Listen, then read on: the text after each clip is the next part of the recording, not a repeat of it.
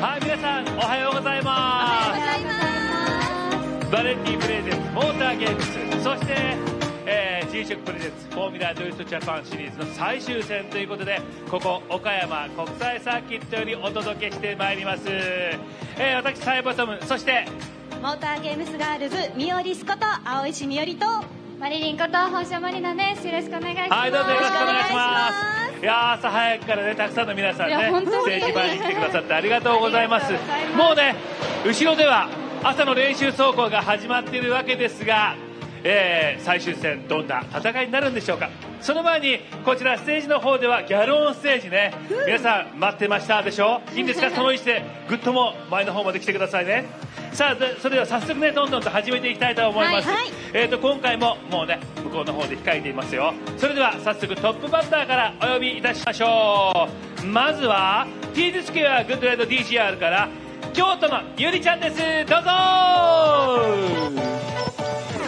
はい、おはようございます。ではね、マイクお願いしますね。はい、一歩だけ前出てください。はい、お願いします。皆様おはようございます。ティーズスクエアグッドライド DGR 所属スピードマスターガールズのゆりと申します。私は870番花輪明宏選手を応援しています。車両はチーム監督兼オーナーの高木監督自らが作成いたしました V935 エンジン搭載の BMW Z4 です。残念ながら昨日クラッシュにより本日走ることは叶いませんが、皆様応援していただけるとありがたいですし、ピットに遊びに来ていただいた方には先着でサイン入りポスターお渡ししておりますので、ぜひ遊びに来てください。よろしくお願いいたします。はい、ありがとうございました。ではね、マイクを預けさせていただいて、それではちょっと朝寒い中だけどもねフォトセッション参りましょう。どうぞ。ね、T スクエアグッドライド DGR 花輪選手、昨日ちょっとクラッシュがありましてね、今日は決勝進出ならなかったんですけどもね、今回はゆりちゃん、京都のゆりちゃんですよ。はい、普段はですね、とてもお堅い公務員さんをやっている、そんな話をちらっと小耳にさっき挟みましたけどね、いい笑顔ですよね。はい、素敵な笑顔を撮ってあげてくださいね。今シーズン最終戦ですけども、きっと来シーズンはフルエントリーかななんていうふうに思いますけどね、ゆりちゃんね。さあ、よろしいでしょうか。よろしいです。こっち手振ってますよ。はい、さあ行きますよ。カウントダウンです。5、4、3、2、1、終了ということで、まずはトップバッター T スクエアグッドライド DGR からゆりちゃんでした。ありがとうございました。大きな拍手をお願いします。さあ、続いてお呼びいたしましょうね。ケノールパフォーマンスオイルから辻角アネラちゃんに、それからりさこちゃんです。どうぞ。は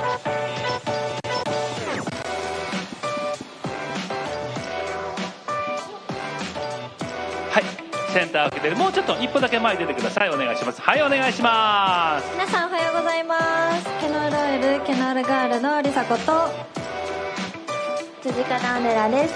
私たちは笹山選手、小松選手、今前田選手、日比野選手、松山選手、山中選手を応援しています。ケノールオイルは 100% フランス製でできたオイルです。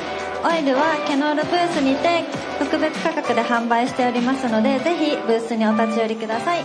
ぜひ私たちと一緒にケノールオイルの応援をよろしくお願いします。はい、ありがとうございます。昨日もね、たくさん配信には載ってましたよ、皆さんね。はい、じゃあもうちょっとだけ前出ていただけますか。はい、お願いします。ありがとうございます。それではね、お二人のフォトセッション参りましょう。どうぞ。ケノールパフォーマンスオイル、今回もブースさんは出てるのかな。いつもね、ブースさん、はい、おはようございます。はいはい、元気いっぱいです。ぜひですね、ケノールさんの方に皆さん足運んでいただきたいなと思います。それからアネラちゃんに、リチャードちゃん、ね、スレンダーでね、本当にもうちょっと見習いなさいよ。ここにいていいかな。すごい笑い声が聞こえるんだけどさあ、ということで、ちょっと寒い時間ですけどもね、来てくれました。さあ、よろしいですか。カウントダウンいきますよ。5、4、3、2、1、終了ということで、ケノールパフォーマンスオイルから辻角アネナちゃんにりさこちゃんでした。ありがとうございました。大きな拍手を。帰り気をつけてくださいね、階段ね。やっぱりこの寒い時間帯だとなんか心配しちゃいますね。そうね。はい。でそんな寒くないですよ。そう？でも寒いよ。なんか入れてんじゃないの？なんか暖かいの。入れてない。そう。さあそれでは続いてお呼びしましょう。グッドライド鎌田有沙ちゃんです。どうぞ。おはようございます。はい。ではお願いします。はい。おはようございます。グッドライドモータースポーツの鎌田有沙です。グッドライドモータースポーツは、タイヤ企業ランキングで世界で8位に入るタイヤメーカーです。今年は5名のドライバーと戦っています。ドライバーは61号車山中真央選手、530号車松山航選手、111号車日比野哲也選手、17号車萩野仁選手、19号車天貝雄一選手です。マシンのカラーリングがとても特徴的でブラックやグリーンを基調としているので、ぜひ一緒に応援をよろしくお願いします。またグッドライトタイヤは多数の選手もサポートしておりますので合わせてご注目お願いします。はい、ありがとうございましたね。今シーズンから登場してもうなんか上手くなりましたね。上手になりました有沙さん。はい。さあそれではフォトセッションいきましょう。どうぞ。有沙ちゃんはグッドライドのねチームの中でもいろいろ他にもお仕事をしていて、このお写真とかね、キャンゲルだけではないところもねやってるんですけどもね。はい。なんか他にもいろいろ最近でもお仕事も増えてきてるらしいので、皆さん今のうちにね素敵な写真を撮ってあげてくださいね。はい。さあよろしいですか。よろしいですか。それではカウントダウンです。5、4、3、2、1終了ということで、グッドライトから鎌田有沙ちゃんでした。ありがとうございました。大きな拍手お願いします。はい。さあということで、この朝のギャルオンステージ、これが最後かな。次ね。はい。それではご紹介しましょう。クスコレーシング高崎くつこちゃんから井上光菜ちゃんに、それから青井ゆきのちゃんです。どうぞ。はい、おはようございます。昨日もたくさんね配信の方では登場していて、もうちょっと前に出てくれる。そのままセンター分けで、はい、お願いします。皆さんおはようございます。クスコは1977年に創業した総合アフターパーツメーカーです。今年度の FDJ は4大体制で参戦します。ナンバー 77GR86 金田選手、ナンバー 770GR86 Kusaba 選手、ナンバー771箕輪ひろや選手、ナンバー774松山北斗選手が走ります。そして今シーズンクスコレーシングを応援する私たちが高崎クスコちゃんズです。はい、私がみーちゃんこと井上瑞奈です。はい、ゆきのことゆきのです。それでは最終戦も熱い応援をよろしくお願いします。はい、ありがとうございます。ではマイクをお預かりしましょうね。はい、なんか本当に足元いつも見るたびに思いますよね。素敵な感じ。はい、上手でございます。はい、それではフォトセッションいきましょう。どうぞ。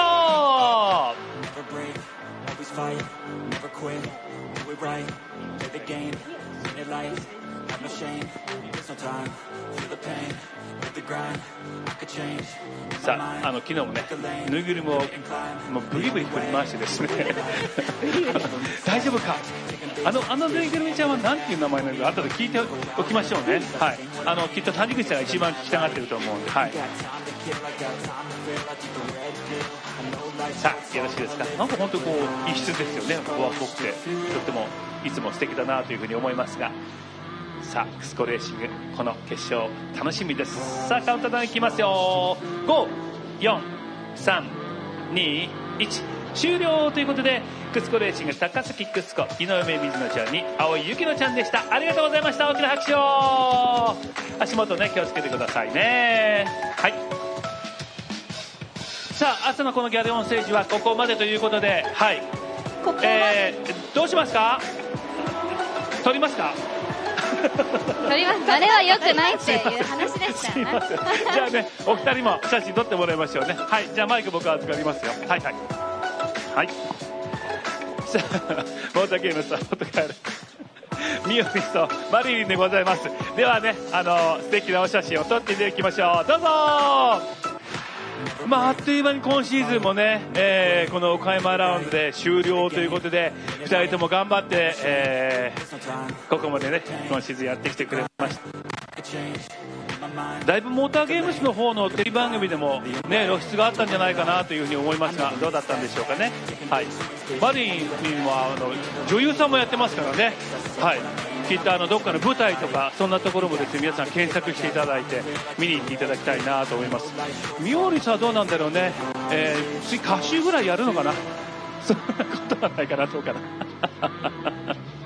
さあということで、モーターゲームスサポートガールのお二人お写真撮っていただきましたでしょうか。カウントダウンいきます。5、4、3、2、1終了ということで、お二人のお写真ありがとうございます。はい、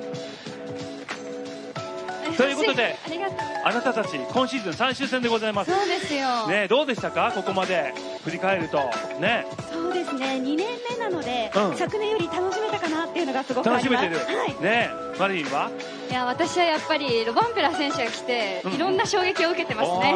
そういうことねよく見てますね。ファンの方もね本当にたくさん毎回ね足を運んでくださってありがとうございます。ありがとうございます。はい、最終戦これから決勝ラウンドもありますので、ぜひ楽しんでいっていただきたいと思います。それからここベンダーブースエリアの企業の皆さん、出店ブースありがとうございます。ありがとうございます。はい、一緒に楽しんでいきましょう。それからぜひですね、お土産の方、オフィシャルショップありますんでね、ぜひこの最終戦にこのフォーミュラリオートジャパンのグッズの方もお買い求めください。ということで、朝のこちらの、ギャルオンステージ終了ということになります。今日も一日楽しんでいきましょう。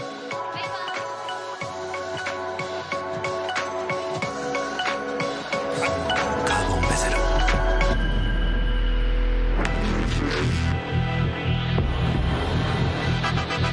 Bluetooth 搭載 G-SHOCK カシオ。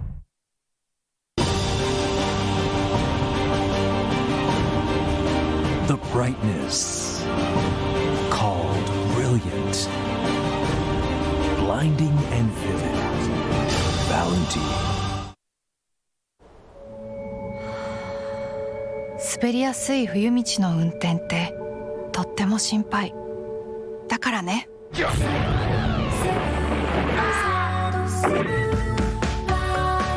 氷でも雪でもよりちゃんと曲がる、よりちゃんと止まる、ウルトラ吸水ゴムのアイスガード777にしよ。横浜タイヤ。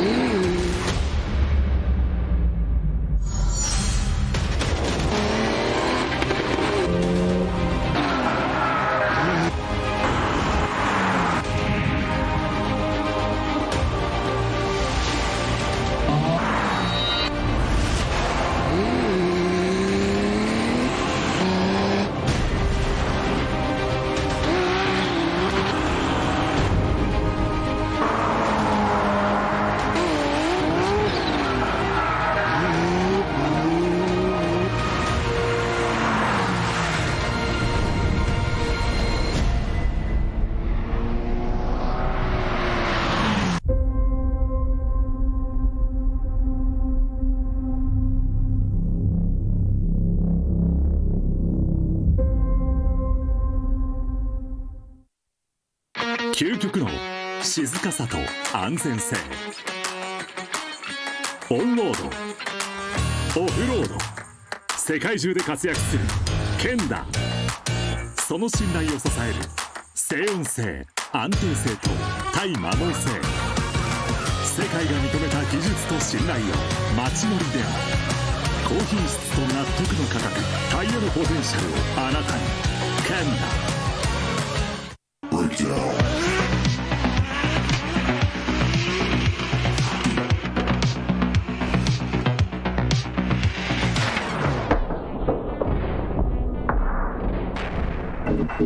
ダバリのタイヤ。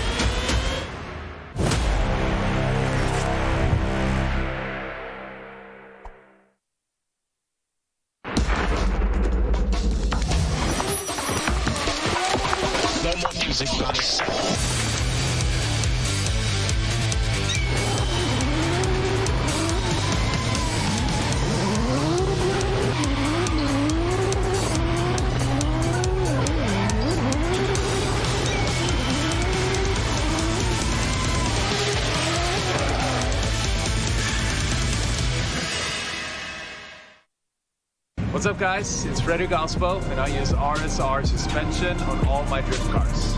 I love RSR. Iyo RSR Ichiban.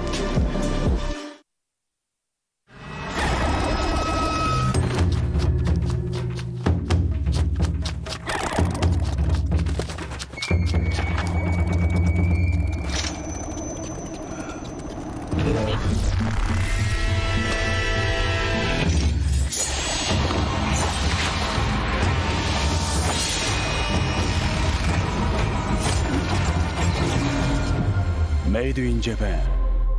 Breed. Had a brand new bending unit all the way through, just throws a the early transitions.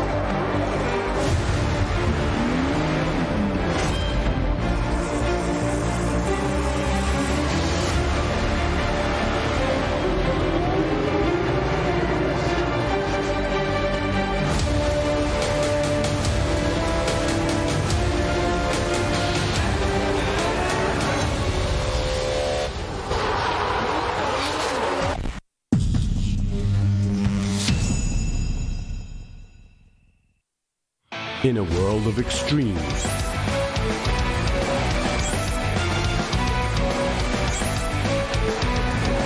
this is where they're refined. The real deal. Cusco. 伝統と革新、小倉クラッチのテクノロジーを凝縮、チャンピオンを取るためのクラッチ、小倉レーシングクラッチ ORC。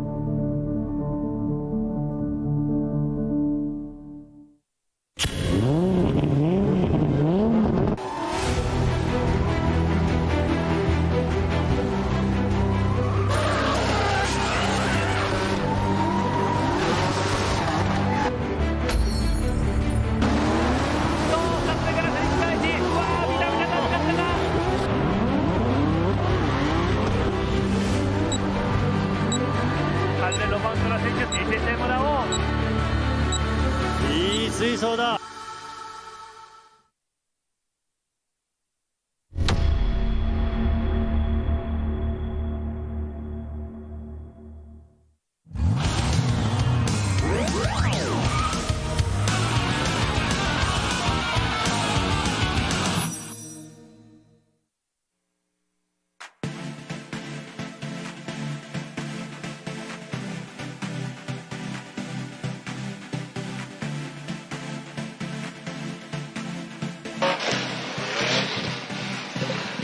Welcome, ladies and gentlemen. What a long day it's been yesterday from qualify, but here we are. We finally made it. This is the final round, round 6, here at the 2023 G-Shock Presents Formula Drift Japan in the Okayama International Circuit, Okayama Prefecture. Yes, it's a lot chillier. It looks like we have some fog here, but maybe not. Maybe that's just tire smoke. That's in front of us. But yes, we have a lot of tire smoke. Hopefully the weather's going to hold up today, but we are here for the final round in this top 32. We have a few contenders that are capable of taking the championship today, depending on how everything pans out. So it's going to be a very, very exciting day. Let's see who is going to be the champion of the 2023 Formula Drift Japan Series. So right here, you see the track, and now we are facing, you see the judging stand, and right here on the right side, you see Tom Saiba. He is a Japanese commentator, and also next to him is a commentator and also a racing driver, Nobuteru Taniguchi. These two will be speaking on the Japanese live stream, so if you want to hear it in Japanese, you don't want to hear me and Kenny, you can go ahead and check that out as well. And next to Taniguchi with a banana in his hand, we have Yoichi Momura is also Formula Drift Japan judge, and also he will be maybe chiming into the Japanese side, and also he's also obviously you all know he's a drift. Very famous and legendary driver. Yeah, next to him right there, you'll see the good side. That's the bad side of him, but that's Sean Adriana next to him. They're going to flip this camera back over to us over here. You got me, Kenny Harris, and once again, the infamous How you doing? This Robbie is Nishida. Kenny Harris, Robbie Nishida. I'll be doing the English commentating and also one of the judges. Next to me is Sean Adriano, guest judge, all year long Formula Drift Japan, and he will be one of the judges. So that's us three judging. Exactly. Now, let's go move on to... we're going to be talking about the drivers, and practice is still going on right now, as you can hear, probably in the background. But we're going to go ahead and go to the top 5 of the 2023 season. Oh, I'm sorry, no, from yesterday's qualify. Yes, the not top the drivers, 5. Yeah. And here is the top 5 right here, getting 5th. It's Yukio Matsui in the Ocean with M2 Evolution. 89-point run. He did this on his first run, and I think he was the first guy to make it into the high 80s since the qualify started for all the drivers. We Exactly. had 40 somewhat cars. So that's a lot. Exactly. And next up right here, you have qualifying 4th with 91 points. The young gunner right here, Hiroya Minoa, number 771. He's in the Cusco GR Yaris. He's been killing it all season. He's currently sitting 2nd overall in points, only 7 points behind the points leader. Yeah.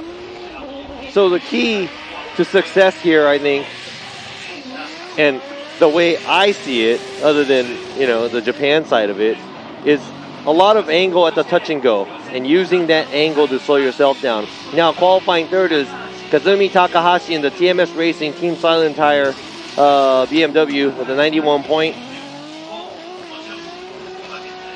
Yeah, so Takahashi is currently sitting 3rd in the series as well.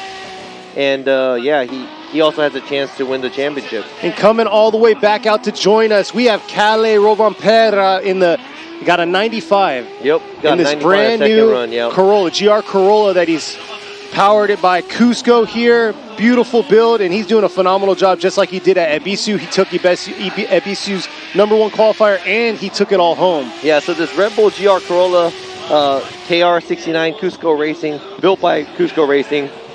He did great at Ebisu round as well. And right here, beating the young WRC champion by 1 point is this young driver, car number 57, Kanta, driving the Linglong Tire Drift Team Orange 96-point run right here. I mean, we're just being picky about things, but I mean, these are pretty much like a 100-point run. So let's go ahead and check out his onboard. And jamming through the gears right here and reverse. Look at this. Slight adjustment on the steering, and I think it's a lot of throttle right there, then a lot of angle right there.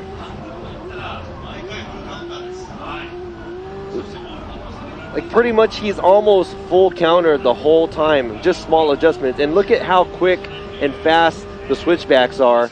I mean, that's why he's the #1 qualifier. The only thing he was thinking about is trying to beat Kali. And he would like, this is yesterday's interview, but he said, you know, he would keep this momentum going and try not to lose that momentum for tomorrow, which is today. So, man. But yeah, those of you out there viewing in, I appreciate it. If you want to follow along, we have the top 32 bracket. Joyce is out there making it happen. She had a little vote out there, which was the best course to y'all for the 6 rounds that we had out here for the Formula Drift Japan series. And, you know, I got to comment back to all these. I love the comments out here. Robbie's in an amazing mood right now. He had his coffee. He's good to go. He's ready to make it happen. All right, so let's go ahead and see the championship points right now. As of now, and who is in the championship race. Right here from the top, we got 313 Kohashi. Masanori Kohashi, he is in the mix. 306, second place 306. Hiroya Minoa, he is also in top 32. 298 points. Kazumi Takahashi, he's also in the top 32. 277 points. Kanta, he's also #1 qualifier, obviously, so he's in the top 32. Then we have Kodai Sobagiri with the 262 point. He's also in the top 32. And this might be the last driver that has a possibility to win the championship here. It's Hokuto Matsuyama, which is last year's champion of Formula Drift Japan. He has a 229, and he is pretty behind, and it might be a little hard for him to get the championship this year. And right behind that, we have Yukio Fausto with the 224, but unfortunately, Fausto did not make it through the qualify yesterday, and he was, he had to end his weekend and his season kind of early. So we'll see who is going to come on top. And looking at the score, it's really, really complicated because, like, let's say, realistically, there's probably 5 drivers that it's possible. So all the 5 drivers has to try to win it, because if Kohashi goes out at top 8 or top 16 or top 32 even, it's everybody's game. And now it really depends on, where everybody places, like Minoa if he wins, Takahashi if he wins, Kanta if he wins, Sowagiri if he wins. Like, where does the other guy place? Because the point difference, there's only 7 points in between first and second. Then after that, from first to third, there's only a 15-point gap. And Kanta's a little behind, but watching the way he was driving yesterday, he is capable of taking this event because of the smooth and nice lead run. And it's really hard to beat a lead run that good. And I got to say, yes, they are gunning for the championship, but man, at the end of the day, the top 3 for the series, who's going to be? There's a huge mix right there. 6 drivers, anybody could be the top 3 for the season. Yeah, but first of all, Kanta, he qualified first, and there was some unfortunate things going on with the vehicle. I think Kanta is actually going against Mad Mike Woodette because he barely made it into the qualify with car trouble, and he was the 32nd qualifier, so he's going to be going against Kanta for the first round, and that's going to be really tough for Kanta to beat, because you think about it, I mean, Mad Mike Woodette, he's an expert in drifting and also an ex-Formula Drift Japan champion, so he's not going to make it easy for Kanta to move on. Exactly, and like we were talking about Mad Mike yesterday, the whole rear end got rebuilt because after Okibuki's accident that he had, they had to do a full rebuild. Yesterday he had some brake issues, that's why he had to pull out on his first qualifier run and shut down. They got everything squared away, and you guys got to see, the class act of insane driving that he does all the time. We saw that on his second qualifier ride, just skimming by and making it into the top 32. So yeah, this is going to be watching the top 3 drivers. Kohashi,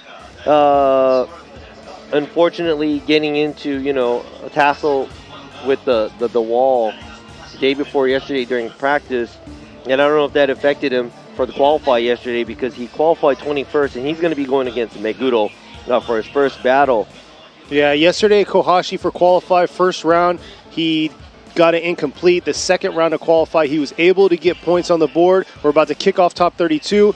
But yeah, his driving has definitely been changed from what happened to his vehicle into that wall after that accident. Hopefully they got it tweaked out, kind of got the kinks out of it. But here they are, our first 2 competitors.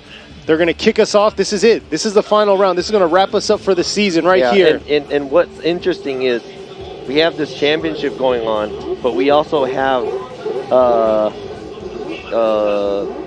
last year's youngest WRC champion all up in the mix who qualified first and took the Ebisu round, and he is back for another round here in Formula Japan. So he's actually going to be the key to seeing who's going to make it to the top, because he could come in and mess everything up. Exactly. And right here you got the young driver car number 57, Kanta, and he is going against Mad Mike Widet right here, and Mad Mike is going to give chase. Kanta's going to be leading. And now we are about to start the top 32 here for the final round of Formula Japan 2023 season. Look at that Kanta coming around, kicking it through that chicane right there in the lead position, but Mad Mike not giving him any room to breathe right there. Early on, right there on his door, giving a little love tap around into this outer zone 1 here. Very aggressive from the start, bringing it right back to him here through the touch and go. Kanta doing a beautiful job. Look at that, nice job through that outer zone 2.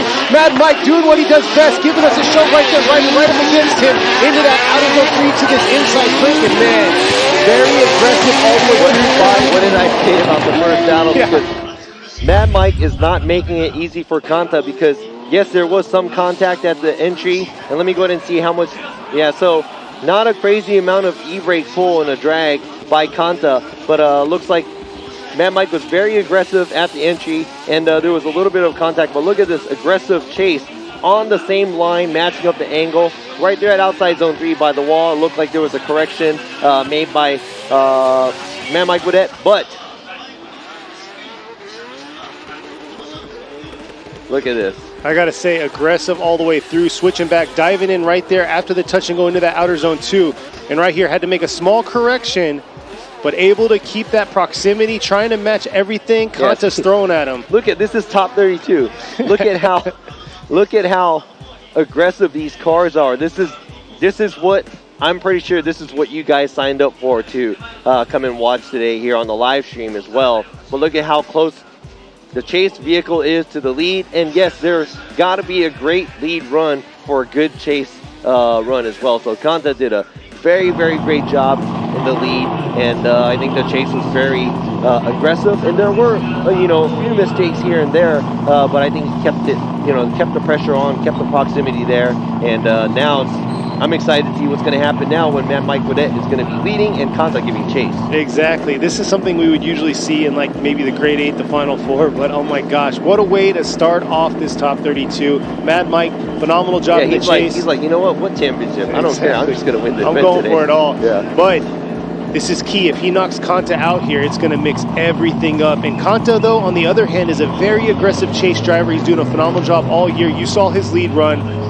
Impeccable lead run. Now Mad Mike's got to match that, fill those zones, see some beautiful angle, and carry that momentum all the way through the track. It looks like they're making sure that the left side where he made contact with Kanta in that between the 3-2-1 and outer zone 1, they're making sure it's squared away, safe, nothing's going to fall out. But look at that, there's the lights ready to go. We're getting the second part of this battle underway right here. Mad Mike Widet in the lead. Kanta is going to be in the chase. Here they are approaching the 3-2-1. Huge angle by Mad Mike right there, coming around into this outer zone 1. Kanta's got to close that proximity, tipping 2 tires by the lead, but bringing it back around. Nice job through the touch and go. Kanta now on the attack here into this outer zone 3. Nice job bringing it back around into this inside loop here. And it looks like Kanta left a little bit of cushion throughout that track. Yes, he did. So if we talk about just proximity, obviously the run that we had earlier, Mad Mike Vidette was a lot closer. But now, if we talk about the lead run and how much of a good lead run it is, now we have to watch the lead to lead, chase to chase to see who did a better job in each position. And yeah, this is going to be another tough one for the judges. Yeah, exactly. You could see right here, yes, Mad Mike did dip 2 tires, coming back around. Kanta, look at that. Matching him, just not able to close the proximity as close as Mad Mike did, giving pressure the whole way in his chase position. But yeah, it's going to be a tough one for these judges. Both phenomenal drivers, putting it all on the line for this final round. And I got to say, what a way to finish on this international circuit we're in. Look at that, the fan base out here coming out to support all the teams. And here we are. Imamura is going to go right. Yep. Adriana going right, and right there. I knew I was going to One more time. I knew I was going to get outvoted, but Kanta gets the win. Kanta gets the win. There you go. Cut me off. Kanta gets the win. There you go. No. But I went with the one more time just because it was the lead to lead, chase to chase. The lead run I liked Kanta's a lot more, and in the chase I liked the way Mad Mike was more aggressive. But in the lead, Mad Mike did make a lot of mistakes, dipping tires here and there, and when he was in the chase, he did bump them. So yes, I do agree with the other judges as well. So yes, Kanta's going to move on, and that is going to be it for Mad Mike Vidette's 2023 FD Japan season. Next up, already at the line, you see them there, number 30, Takumi Sato, going against his teammate, number 8, Yo Okabe. All right, so we don't know. The only thing I know is one headlight is tinted. Exactly. And the other isn't. Look at that. This is like a twin drift. It is. It's the Chaser versus the Mark II coming around. Okabe, shutting himself off right there, cutting himself off before the touch and go, bringing it back around, being a little bit too aggressive right here. Both Team Kazama with power vehicles, JZX 100s, bringing it back around. Look at Okabe on the attack at the finish. What a finish right there. But unfortunately, he made a huge mistake at that outer zone 1, leaving early and cutting himself off before the touch and go. Yeah, I think that attack he made at the end might be a little bit too late for him because the rest of the track, the first half of the track, it looks like Okabe runs so much of a shallower line, he kind of puts himself in a position where he has nowhere else to go, and he has to make a transition a lot earlier. That's what kind of messes himself up all the way through to the outside zone 3. So now we're going to have to turn things around and see what Sato is going to do when he's giving chase to Okabe. And you can see right there, Okabe real shallow on that outer zone 1, threw him offline. And like we say every single time, if you throw yourself offline from the start, it's hard to kind of thread the needle throughout the course after that. And there you are, coming back around. He was able to save himself right here, dive in, nice attack. If only we could have seen that from the start. All right, dude, we have a pretty good crowd out here this weekend. It is a finals. And we are all the way out here at Okayama International Circuit. And this track is kind of away from everything. And I think a lot of the Japan tracks are like in the middle of nowhere almost. Exactly. So it's really hard to get to, but I'm surprised and happy that we have a pretty sizable crowd out today cheering these drivers on. Now let's see if Sato is going to be able to put an attack on Okabe in the chase this time. So yeah, Sato this time is going to be in the chase. Okabe in the lead. Okabe is in the JZX 100 Mark II, while you have Sato coming all the way from Hokkaido in the JZX 100 chaser right behind him. Here they are coming around through the 3-2-1. It's like Sato's holding back right there. He needs to step it up right here. Close that proximity. Dipping 2 tires, a little bit too much angle, leaving outer zone 1 early by Okabe. Early through that touch and go like he did before. And just overall not looking too clean for Okabe. Sato keeping a little bit of cushion, being a little safe on that chase position. And looks like he's struggling a little bit after that outer zone 3 to that inside clip.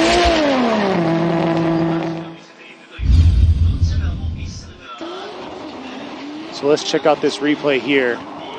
So it's kind of all over the place for both of the drivers, but I'm going to have to strictly go with which driver made bigger mistakes on both runs. And in the lead, Okabe, it looked like he dipped 2 tires out at outside zone 1.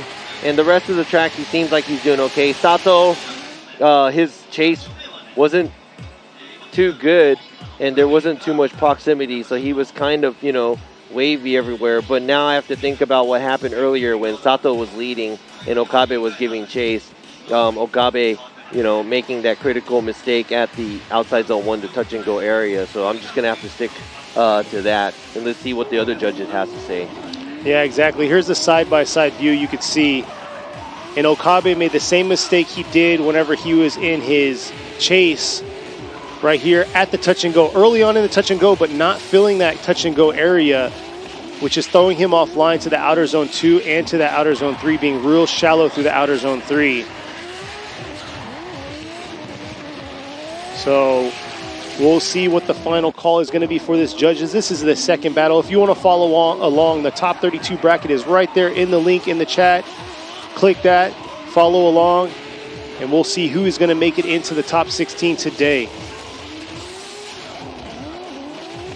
So one more replay of the side-by-side view, the lead, chase to chase between these two. Team Kazama with Power Vehicles JZX 100s.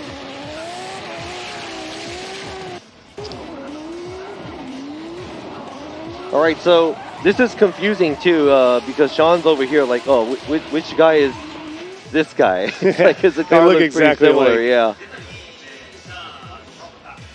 All right, here we are. Imamura is going to be going right. You got Adriana going right, and here you are, Nishida. So there you are.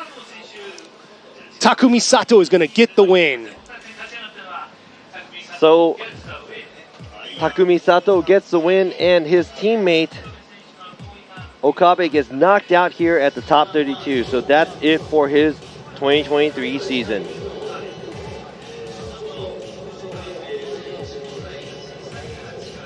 All right, here we are next at the line, ready to battle it out. You have Wataru Masuyama, former FDUS, took it off this year, focusing on his Formula Drift Japan season, going against number 770, Yoshitatsu Kaneda.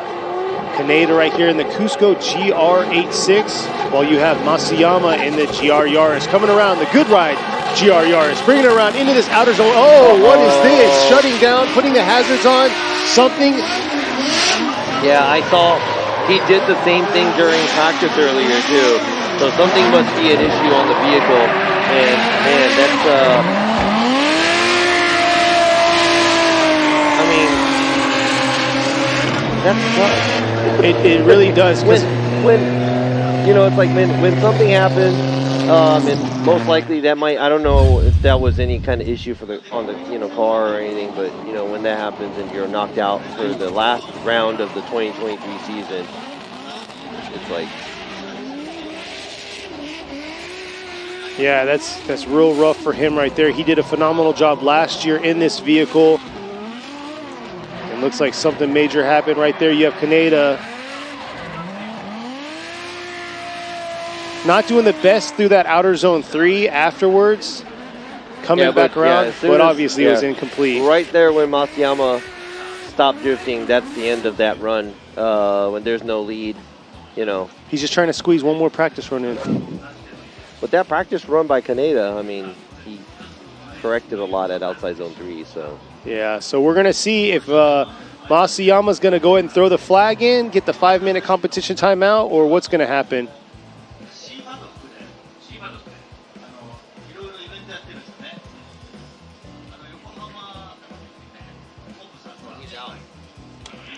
I just got a radio that I think Masuyama is actually throwing in the towel, so he's knocked out. So unfortunately, Masuyama's knocked out, and looks like it's going to be Kaneda moving on. So there he is heading back to the pits. That's very unfortunate to end his season on a mechanical failure in this top 32 battle.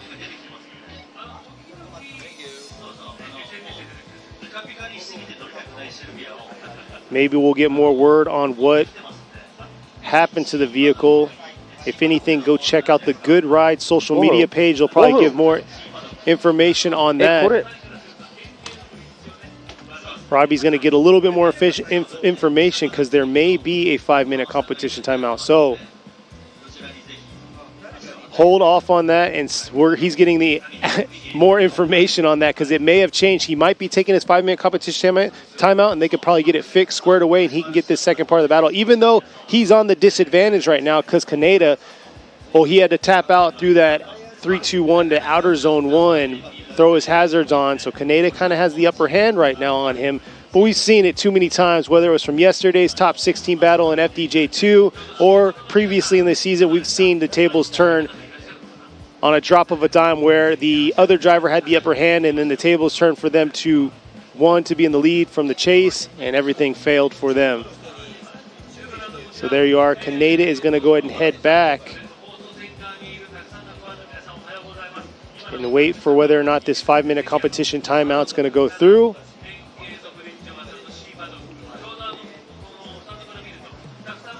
Man, it's like, so I guess somebody in the team told the tech guys, it's like, oh yeah, we're throwing in the towel. So I got the radio, so it's like, we're throwing in the towel. And they come back, they're like, oh, no, we want to take a competition timeout. It's like, you can't just... Psych! Yeah, exactly. It's like, dude, it's not like that. It's like... So the wrong person on the team made the call, that's why. Exactly, so it's like, you know what? It's like, if you're not official, like, don't say anything. It's like, if you don't know what's going on, just stay out of it, pretty much. Exactly. Because it makes... yeah, okay. It makes Robbie look smart on the live. Yeah, because we already voted. But hey, exactly. And this right here is also live. So, we're rolling with the punches here. Just like that, we're going to be rolling on to this next battle. You can see them rolling up right there in the lead. You have Koldai Sobakiri. He's going to be going against number 19, Yuchi Amagai, in the Good Ride S15. We'll see how Sobagiri is going to do here. Wow, this is going to be an important battle. Well, every battle is important to the drivers. But Sobagiri does not want to miss the opportunity because he could actually beat Kanta if they both make it to... Top if six they make it all the way to the grade 8. He could actually take out another contender on his own. Good, so this is all right, here we are, Sobagiri in the lead. He's in the Shibata Racing Yokohama GR86 rolling around. Nice job. Oh, Amagai, something went on major right there, went straight into the kitty litter. Sobagiri doing his thing in the lead right here, switching it back from outer zone 2 to this outer zone 3. Yeah, Amagai is initiated.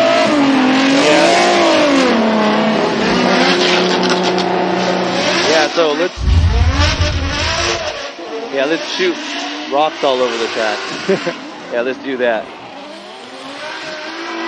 Yeah, you can see right there, understeered straight into that but gravel pit. If he was sideways, that would have been drifting. Right? Isn't that what it is, right? Yeah, that's how it is, right? Well, there you are, Sobagiri this year. finishing off strong, and you can see right there, boom, something went wonky there right before outer zone 1. Well, he probably gripped up the car a lot. He couldn't initiate, and he just kept fighting it to try to go. And, I think once you pass the initiation and you're that late into it, that's it, Well, there you are, the crowd out here. Sobagiri having his fan base. Big banner right there. You guys are on the live stream. Well, I'm not on the PA. So they don't know. So we'll see how it's going to go this second portion. See if Amagai's car is good and he can get a nice initiation done through the 3-2-1 to outer zone 1. Not sure what they're going to do. Maybe they're going to check his car out and make sure it's good to go. And you can see the infamous Japanese brooms coming out here, making it happen. Hats off to the staff out here. The guys in the jumpsuits, those are the Okayama International Circuit employees, making sure that this track is safe and ready to go for this competition. And it looks like Amagai's car is going to check out fine. He's pulling up to the line now. Yeah, there shouldn't be any rocks in the car. He spread it all over the track, so that's why they're sleeping everywhere right now. Yep. So you know what? If you're going to make a mess everywhere. Go all out. So Amagai right now not having the most successful season this year. He's on the bottom half of the ladder, but here he is in the Good Ride Motorsports with perfect style S15, leading the way, going against Sobagiri. Sobagiri's in the Shibata Racing Yokohama GR86, powered by a VR. That's why it's got that big old intake cover on the hood.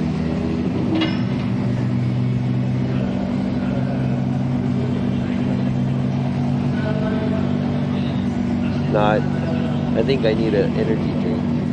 Robbie's reading the comments, so he sees what you guys are saying. No, I love this. Robbie, I'm just being real. Yeah, Robbie's being real. He's very passionate, and you know. You don't need me to speak for him. Yeah. If he gets too crazy, that's when I turn his mic off and I just kind of let him cool off. All right, here we go. Let's go and see Amagai lead, and somebody to give chase. Okay, Amagai's got to do it here. Coming around, better initiation right there. Bringing around a little bit of a adjustment through that. Into this outer zone 1, a little shallow through there. Sobagiri trying to close that proximity. He doesn't want to find himself in a bad situation here, leaving that outer zone 2, this outer zone 3 right there, through that smoke cloud. Able to fight through, but Amagai cooking the tires right there after outer zone 3. Sobagiri saving himself, not getting lost in the sauce. Yeah, that was pretty bad. Maybe it's back to what Robbie said. He probably spread a little bit too many rocks there, set him up. Yeah, set himself up. He got on the own rocks that he shot around in the track and spun out. No. Yeah, so Sobagiri, I think he held back a little bit to just stay safe because he knows he was sitting on an incomplete going against Amagai, but that was a good eye by Sobagiri. Getting out of the, spinning the car out and making sure that there's no contact behind the car. Yeah, exactly. Amagai did a good job getting out of the way for Sobagiri because he didn't know the situation, what was behind him, how close he was. But unfortunately, Amagai cooking the tires there after that outer zone 3, causing an incomplete. That's 2 incompletes for Amagai, so it's pretty much written right there. You guys already know what's going down right here. Next winner, it's going to be number 31. Koldai Sobagiri is going to get the win. Yeah, so Amagai is going to be knocked out here at top 32. And you know what? Watching Amagai this past year or two, it seems like he hasn't been able to, he kind of lost his mojo from how it was before. Hopefully he can get that back for the next season, because Exactly. we miss watching him with all the exciting driving that he's done previously. But here we are. Looks like we are going back to our second portion of the battle. This is the part where Masuyama, he was in the lead, and he had to pull out at the outer zone 1, threw his hazards on. Not sure what happened mechanically or, situationally with that vehicle, but he's going to be going against Kaneda. Kaneda has the upper hand, but like I said before, anything can happen. We've seen everything flip around where it became a one-more-time battle because that lead driver, which now is Kaneda, made the same mistake or a just as major mistake as the other lead or the other reversed side of it. So here we are. Wataru Masuyama is going to be in the chase while Yoshitatsu Kaneda is going to be in the lead. It looks like we have either jump of the light. Yeah, he jumped the light. Yeah. Yeah, look at Kobayashi right there. Kobayashi's with the flag. He has that flag technique down. Maybe he was practicing. Yeah, so Kobayashi's one of the guys, the boys here. And there's Kuroda right here, Kuro-chan at the start line. You should see Kuro-chan. He's always under the sun and everything. He just gets baked. He has like the craziest farmer's tan. And that's why he has everything covered up. But you should see a sunglass tan that he has. Yeah, he's actually like super light skinned, but he's like super dark because of the tanning that he gets. And we're kind of in his neighborhood. He's only from like 45 minutes away from here. Oh man! Oh, this is was that the chase car hitting the cone? That's the chase. If that's the case, that's a first. Is it the? Wow! So you got Kaneda. Now that's 2 strikes.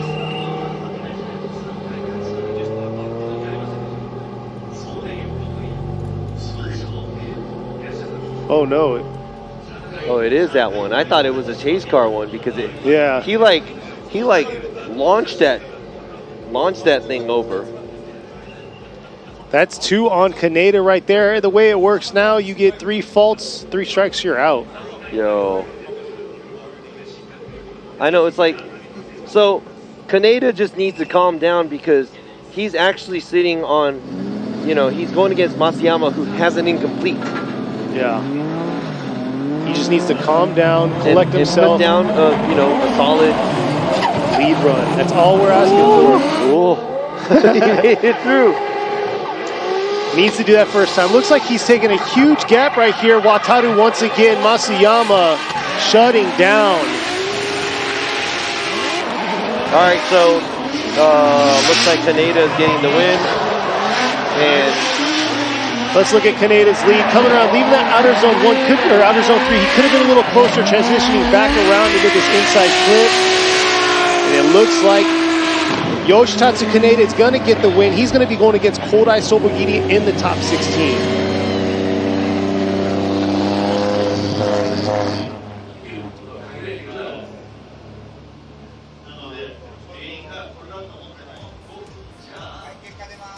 All right, we're going to get that official call here. Imamura, Adriana, and Nishida, they're all going left to Yoshitatsu Kaneda. How did you know? What if I one more time, dude? I know you didn't.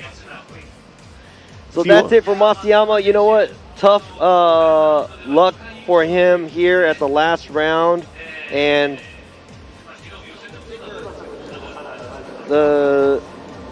you know, I mean, he's a, you know, ex-FD US driver, and, you know, coming back here, learning things over there, bringing it back here. You know, one of the only few that's ever competed in the U.S. Other than Japan, you know, and then, you know, last year not being able to compete because of, you know, mechanical issues, just man, it's tough. Exactly, especially getting this far in top 32. But like I said, last year he did a phenomenal job, had a successful season. We'll see how he's going to do this coming up year. But here we are, moving on. The next battle coming up right here. The young buck, you got number 771, Hiroya Minoa. He's going to be in the lead in the GR Yaris, the Cusco GR Yaris, going against Koji Nagase. New build for him this year, and it looks like he put the... Oh, no, that's the other car. But he's got a convertible top right there. The Team Kazama with Power Vehicles, Lexus.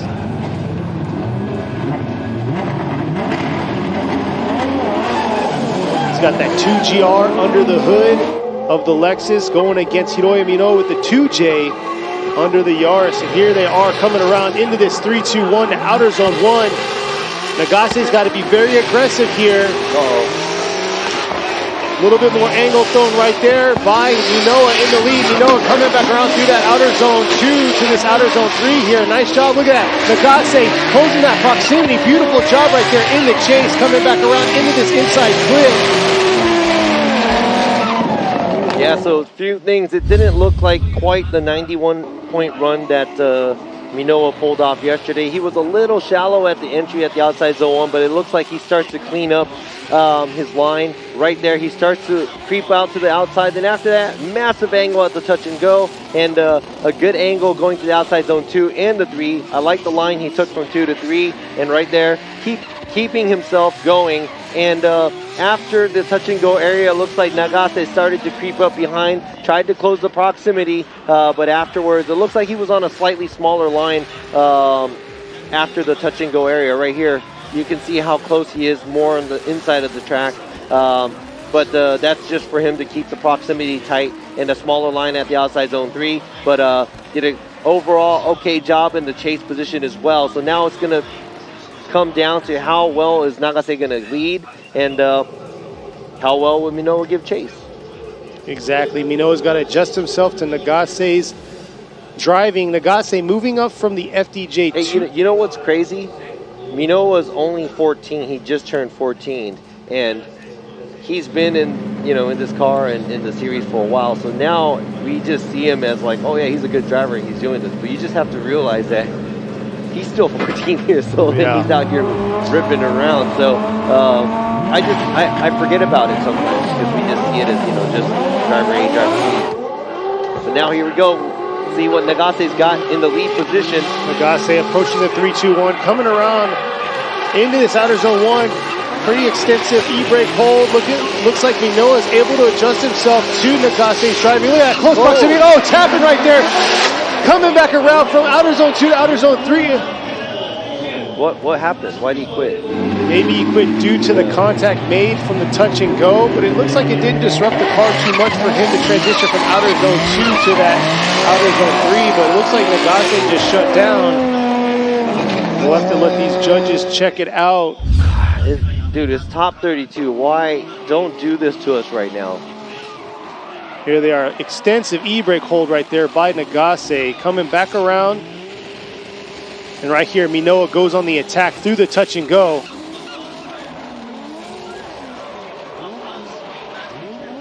Ooh, okay.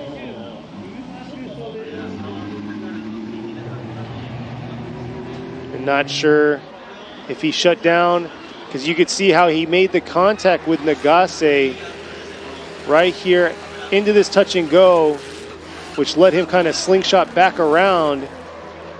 And maybe he kind of shut down because his approach was wrong due to getting kind of caught up with Minoa and then flinging his rear end a little bit harder than he expected.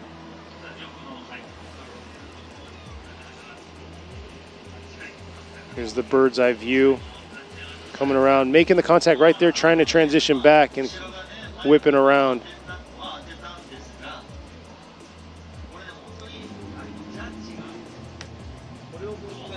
So we'll see, the judges want to see that bird's eye view replay one more time. So yeah, this is the second half of the battle. Minoa was on the chase this time. Nagase was in the lead. Minoa made contact with Nagase through the transition at the touch and go. Right as they were transitioning out of that touch and go is when they made contact. And the release looks like it kind of grabbed on and then came around to the outer zone 2.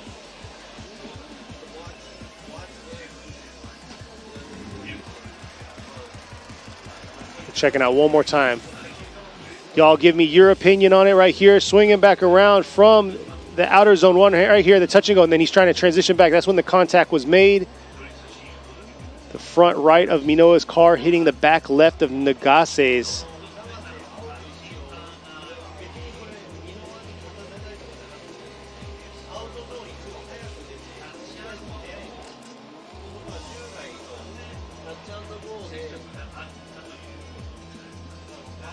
They're analyzing it, making sure the contact is what caused it or didn't cause it. So here you are again. You can see it coming around. Minoa making the contact right there. A little bit too aggressive on the attack through the touch and go. Releasing Nagase's car into that outer zone 2. And the thing is we didn't talk about too much earlier on whenever we were introducing the track, but from the 3-2-1 to outer zone 1, there's a decrease in elevation of the track, carrying it through to the touch and go. So a lot of the momentum that they have built up from the straight, it's just increasing over time. Even though they're in drift, it's kind of killing some of their momentum. They're still carrying pretty extensive momentum through that touch and go. And then that outer zone 2 is just heightening it up even more, where that outer zone 3 wall has already demolished a lot of cars this weekend. So not sure if Nagase saw that and backed out and called it.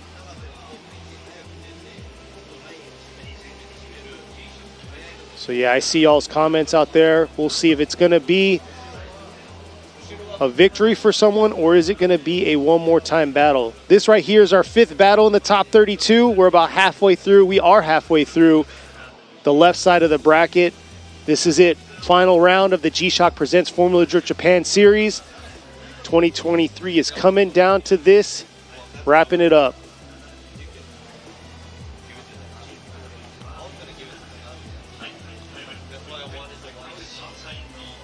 So there you are. We got a lot of fan base out here holding those big cameras.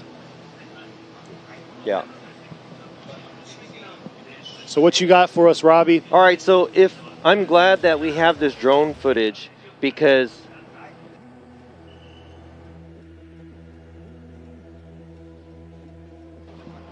all right, so let me go ahead and explain what happened. Let's go ahead and go and come up with what happened. Yeah, let's get the official call first, and then he'll try to give you guys a quick explanation of what they were looking at as judges. But look at this. Here we are. Imamura, he's going to go with a one more time. Adriana is going to be a one more time. And right there, Robbie Nishida, one more time. So we're going to see a one more time battle. I know people are going to be like, oh, he got hit and blah, blah, blah. Well, up until the hit, let's talk about that and how they got to the hit. And I'm glad that we have this drone footage because look at this right now.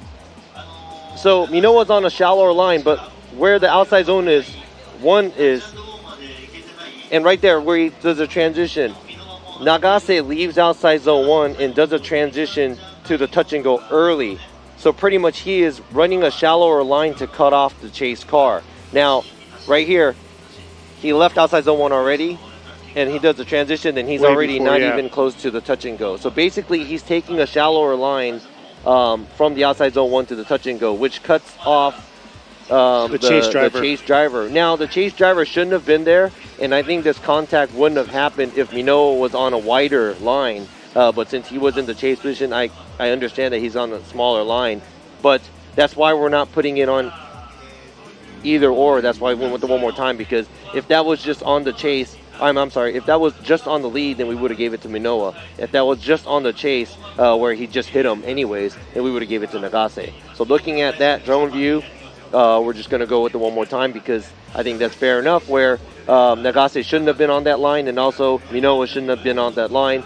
And I believe that, within the year or two or a couple of years, we have shared fault on contacts. Yeah. And I think that's a good example of a shared fault where the lead wasn't where he was supposed to be and the chase wasn't where he was supposed to be. Yeah. And basically, they're both at fault. So it's a 50-50. And what happened, and reverting back to the lead and chase that we had earlier, that was really not one or the other. So we're just going with it one more time. Heck yeah, I appreciate that, Robbie, for the explanation. It's definitely given a little bit more light on the spectators out there. I see you guys commenting on it, but here we are moving along to our next battle. It's going to be number 111, aggressive driver here in the Good Ride Motorsports vehicle, Tetsuya Hibino, going against number 41, Shiichi Uemura. Yeah, so Hibino, go and watch the ball fly yesterday. His first ball flight run, he just did a crazy play. I mean, he got an incomplete, but this guy's wild. Look at that, he settled down a little bit right there. Oh, huge correction from Hibino. Uemura struggling in the back right there, dipping 2 tires. Hibino doing his thing, nice job in the lead, bringing it back around into this outer zone 3 here. And yeah, it looks very inactive on that chase, not able to keep the proximity close. Wow. Not much of a tandem battle. I think that was the 3-tire off for Uemura too at outside zone 1, but let's go ahead and check out the replay. I just want to make sure that Hibino's correction wasn't... Yeah, so he had to pull angle out, but it wasn't to the point where he was straightening fully. And if that happened, and if Uemura was closer, then I would put that mistake on the lead on Hibino, messing up the chase car. But already at the initiation, it looked like Uemura was not so close to Hibino, so it didn't really matter what was going on in the front. But right here, you can see it. The front left tire did exceed the rumble strip on the outside zone 1, and we would like to see the cars on the edge of the track before the rumble strip, but the rumble strip is the buffer zone, so we do allow the drivers to go onto the rumble strip. But once you pass the rumble strip, that's off course. So it looked like Uemura's front left tire, left rear tire, and the right rear tire were all off course. So that might most likely be an incomplete run in the chase position. Now we're going to have to see what Hibino's going to do when he gives chase and see how well Uemura's going to do in the lead. Yeah, it looks like Uemura just gave him way too much from the start, just couldn't collect himself. Tried to make up for it into that outer zone 1, but dipping the 3 tires. We're going to see how he is going to do in the lead, while Hibino's going to have to adjust himself to Uemura in the chase. There they are, lined up, ready to go. Kudo about to get the start light ready. There he is, right there. Here we are. We're going to see the second part of this battle. Right now, Uemura in the lead in the JZX 100 Mark II, going against Hibino.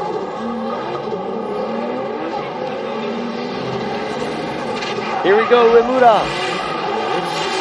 Uemura taking a different approach right here. A little shallow earlier on, but able to get to the second half of that outer zone 1. Hibino, not too bad. Keeping the proximity, being active there, bringing it in right here, wrapping it up. And look at that, Uemura overcooking it. Another one we're seeing right there. That's more than we saw yesterday for sure. Cooking the tires after that outer zone 3. Hibino avoiding the contact. Man, is there something over there by the wall? Rocks. Yeah, so as you've seen, Uemura could not put together a lead or chase run, so he incompleted on both runs, so he's going to be knocked out, and that's it for his 2023 season. And it looked like, he was in good shape driving this TMS racing vehicle starting this year. Hopefully he can come back stronger next year. Exactly. Now we got the wild driver right here. Here we are, the official. Imamura is going to go right. Adriana going right. And there you are, Tetsuya Hibino gets the win. And moving on to the top 16. And since we have one more time for the battle earlier, we are not sure who Hibino is going against. And here you go, there's the Good Ride girls and the Canola Oil girls here cheering their drivers on, because the next battle is going to be a good one as well.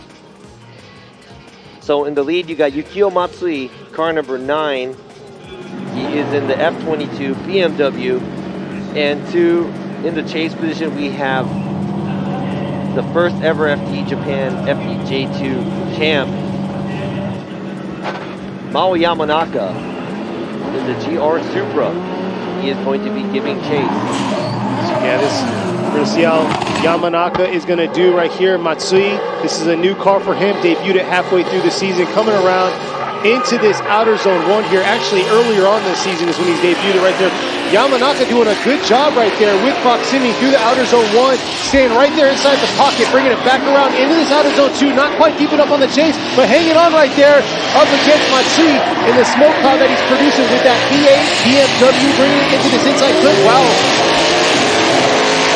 Kind of got a little floppy in the chase, but I'd have to say Matsui kind of started to, he looked like he wasn't as stable at the outside zone 3 area, and after he was leaving there. Let's go ahead and see this very smooth initiation by Matsui. Dipping a tire right there, a little bit of a wobble, but a good job going through the touch and go, and right there giving chase Yamanaka on a shallower line, but right there, it looked like Matsui had to correct a little bit of his angle at the outside zone 3, and looks like Mao reacted. Yamanaka reacted to that as well, but looked like Yamanaka was diving in and trying to attack, going towards the inside clip, and he did dip a few tires, or maybe a tire or two, at the inside clip, but when you see, there was a bump maybe. Was there a contact? Was that a contact? Might have been a little Yeah, it looked graze. like a contact. Okay, so the wobble wasn't from Matsui. It looked like Yamanaka shallowed up and got a little too close to the right rear of Matsui's vehicle. Yeah, it looks like Yamanaka the whole entire time he was running, he was just avoiding the smoke cloud, trying to stay right there inside the pocket, taking a shallower line throughout the whole track. The line was, it was a very shallow line though. Yes, we do like proximity, but we also would like to see the chase car try to mimic the line that the lead car is in. So let's see if Matsui can do that when he's giving chase, and see how well Yamanaka could do in the lead position.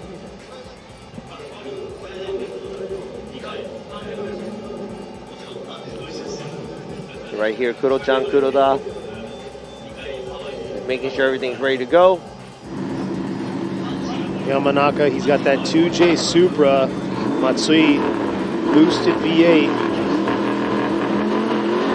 Yeah, Matsui winning the FDJ2 series last year. Yeah, so he's the champ from there. Yeah, he was in an S13 last year. Coming around this time in the V8, bringing it in. Reeling Yamanaka, who is in the lead, in right here in that outer zone 1.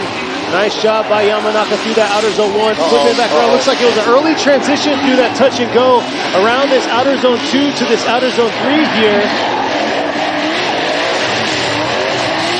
Coming back around through the inside clip.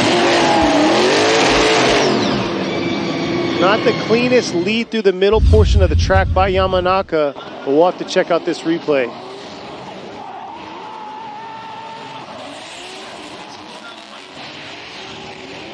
Yeah, as for a side-by-side too, but yeah, looking at this, looks similar. Now, Matsui is on a better line in the chase, but his proximity isn't as good as Yamanaka's. Now, Yamanaka is not on a good line, but his proximity was a little bit better. Now we're going to see the that, and I requested side-by-side too, because we want to see and compare the lead to lead and chase to chase by both of the drivers.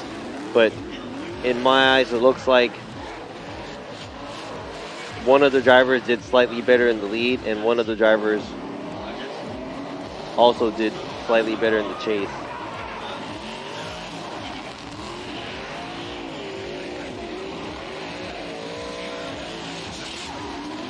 And I'm staying quiet because I'm just like concentrating and watching.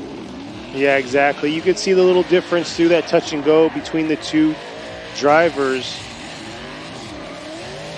And then Yamanaka making a huge mistake on that inside clip, dipping the tire. Here's another replay of it coming around. Yeah, so the way I see it is both of the drivers made small mistakes in the lead, and both of the drivers made small mistakes in the chase. One driver is chasing the vehicle with a better line. The other driver is chasing the vehicle with more proximity.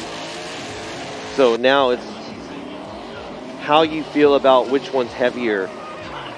Because look at the lead right there, the angle and the movement of the car. It looks very, very similar, and the line is very similar. Both lead runs dip the tire at outside zone 1, and yeah, both of the lead runs look very, very similar. One has contact, one doesn't, but one was closer and one was further away. Yeah. So we'll see what the other judges' thoughts are. It looks like we're about to get the results for this battle here. And here we are, Imamura. Which direction is he going to be going?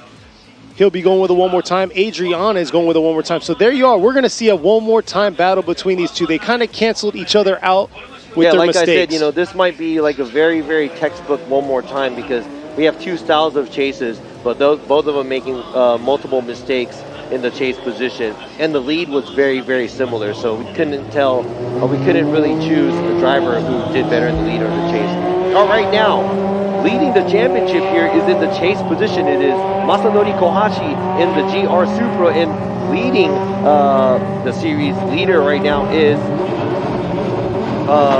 Katsuhiro Meguro in the JCX 100.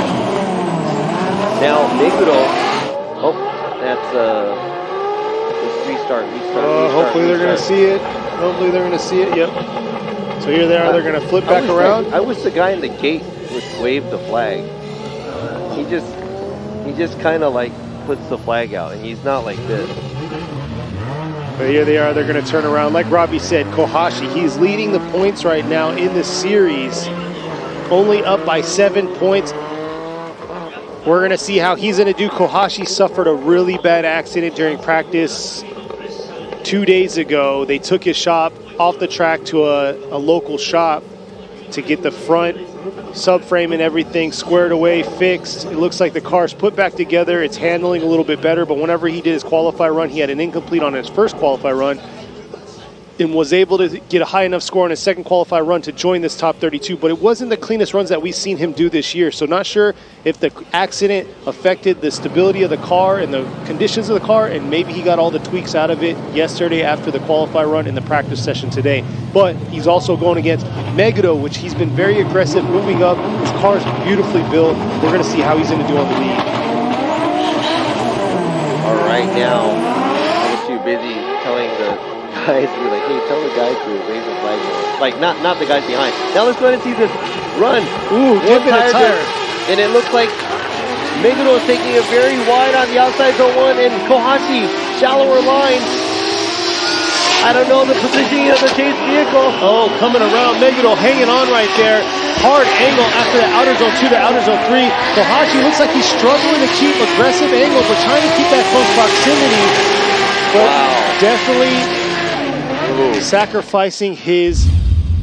Yeah, I would say, the lead was not clean, but the chase wasn't clean either. And I think Meguro made it a little... Well, you know what? He's pretty steady, but wide on the outside zone 1. And a very lazy transition going to the touch and go. But right here, that's the line that we talked about at the driver's meeting, where it's like, don't do that, where you look like you're going straight, then cutting back into the outside zone 3. And it looked like Meguro kind of washed out after the outside zone 2 and took a much wider line going to the outside zone 3. And usually when you do this, you leave the outside zone 3 early too, because you can only get the first half of it. Or actually, he wasn't even close to the outside zone 3. Yeah, and then Kohashi trying to adjust himself to that. Yeah, so when there's a good lead run, it's very easy for the chase vehicle to give chase because it's, you know, pretty much you're driving on the line you should be. But now, the way Meguro is driving right now, it's a little tricky because this gives the chase car less confidence to have to throw themselves into, you know, the pocket or whatever you want to call it. So I would have to say, you know, that was a very sloppy lead and a sloppy chase. So now, hopefully, Kohashi could put down a clean run in the lead, and Meguro could do an aggressive chase. Lined up, ready to go. Kohashi leaving the chicane now. Here they are, approaching the 3-2-1 this time. Kohashi coming around. Look at that gap right there early on. Kohashi sending it into this outer zone 1 here earlier on, filling that zone right there, leaving it just a little bit early, but coming it back around. Nice job through that touch and go by Kohashi, and that's what I'm talking about. That's a solid lead run. Oh, Meguro washing out, like Robbie said, on his lead run. A little bit too much to that outer zone 2 to that outer zone 3, and right there you see it, parking the car right up against that wall early on. Yeah, it didn't look like a super hard hit, but it was still a hit. Let's make sure that Meguro's okay. But I think the way Meguro runs this, the way he was giving chase right now, it looked like he was trying to catch up. That's why he pulled out so much angle coming through this touch and go to outside zone 2, where he had too much speed and could not decel enough to make it around outside zone 3, ended up going into the wall. So this is going to be, you know, as you see, Kohashi most likely is going to be moving on. I'm not going to say not official yet. Yeah, that was a big mistake by Meguro there in the chase. Set himself up through that outer zone 2, a little bit too much heat, but here we are. The results are out. Imamura, he's going to be going left. Adriana also going left. And Nishida, there you are, getting the win. Points leader. Masanori Kohashi moving on to the great top 16. You know, all the other drivers that are, you know, second, third, fourth, you know, fifth or whatever, they're probably all sitting there, you know, praying for Kohashi to get knocked out. Oh, yeah. I mean, I would be if I was, you know, trying to get the championship. They felt a little relief whenever he had the accident and everything. He was good. Like, he was there. Okay, he's good. But it's the cars, unfortunate, but they're probably like, yes. You know? Exactly. But you can see right there, that's going to be the one more time battle early on that we had. They're scrubbing their tires, getting it warmed up. Right there on the right, you got Hiroya Minoa in the GR Yaris, and he'll be going against Koji Nagase in his convertible top Lexus. There they are getting the flag, so it looks like we're going to get this battle underway. And this is the battle where Minoa had contact with Nagase when Nagase was in the lead through the touch and go, which kind of created an issue for Nagase where he kind of slingshotted back through the outer zone 2, setting up in the wrong line to the outer zone 3, which is the wall. And Nagase kind of shut down from there.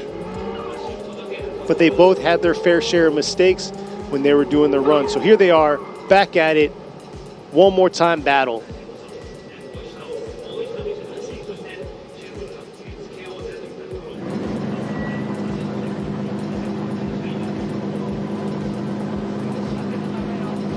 All right, so we got Minoa in the lead position, and he is currently sitting second in the championship. Nagase just wants to get on the podium this time and beat this young driver here. And earlier, you know, that was pretty much a shared fault on what happened, and hopefully we made a good explanation on it. Let's go ahead and check out these two drivers. Here we are, Hiroya Minoa coming around into this 3-2-1. Nice shot through that zone, bringing it back. Nagase shutting it down right there. Minoa continuing on through that outer zone 1, back through this touch and go. Putting the car where it needs to be, bringing it into the outer zone 3 there against the wall. Nice control of the vehicle back into this inside clip. Yeah, I wonder what happened in Nagase. He went straight off at the initiation. Let's go ahead and check out the replay right here. It was looking and it good. Looked like, yep. I think maybe he didn't flick it hard enough where the car made a correction. I'm not sure if the rear gripped up a little bit too much or not. Yeah. And this is what's hard because once there's a one more time, you kind of understand and get the pace of the lead car. So a lot of the times the vehicles would kind of try to make adjustments to match the lead or the chase. So maybe he gripped it up. Maybe he thought that running a little bit more grip was better. I'm not sure. I'm just making a guess. Different tactics, different teams, and the way they do things are a little different. But that's what I would think happened. We'll see this time how Minoa is going to adjust himself and how his spotter is going to tell him he needs to adjust his driving to Nagase. Because Nagase, like before, he came in early to the touch and go, and Minoa was right there, but found out. Oh no! Hey, the car, the tires are crooked. Oh my gosh! Robbie just stopped me for that. But yeah, so Minoa's got to adjust himself through the touch and go and not be too aggressive. So we're going to see how this is going to happen, how it's going to go down, but it looks like Nagase... Oh, maybe something happened to his vehicle, yeah, so that might be a competition timeout. Because, yeah, so it is. Nagase, it was a competition timeout. Something did happen to his car. So whatever I said was all wrong. It was mechanical issues, so hopefully they can get that taken care of. So it looks like right there the Cusco girls are cheering on Minoa. He is going to be going back because we're probably going to move on to the next battle that we can move on to because we're going to have to... Yeah, it looks like it's going to be that other one more time battle. You saw Yukio Matsui. He was pulling into the track as we were waiting for Nagase. So possibly we'll see that one more time battle. Look at the spectators out here. Thank y'all for showing up. If you're in the area, come out here. We have an FMX show going on in between the top 32, top 16. Yes. And this is it. It's coming down to the wire here. The points race is between 5 drivers, 5 to 6 drivers right now for the points race on who's going to be the top 3 finishers of the 2023 season. Man, that's crazy. I accept that mood. But no. I'm old. So but it is bittersweet because this is going to wrap us up for the 2023 season. And there you are. These are the individuals in the grandstand. This is the straight from the start to that 3-2-1. They're all sitting ready to cheer on. They're all sitting or standing. Watching our live stream. Or the Japanese live stream. Watching. Yeah. Man, nobody want to hear us. Man, you guys, thank you for sticking around for us. Not for us, with us. Oh, here we are. So now we're going to the next battle. We're going to the right side of the bracket. We're going to go right side of the bracket because they're already ready. Man, this is going to be a good one because the winner of the Ebisu Circuit round is back. The youngest WRC champion and the winner of the 2022 WRC championship. World Rally Championship. So if I said WRC Championship, I'm saying World Rally Championship.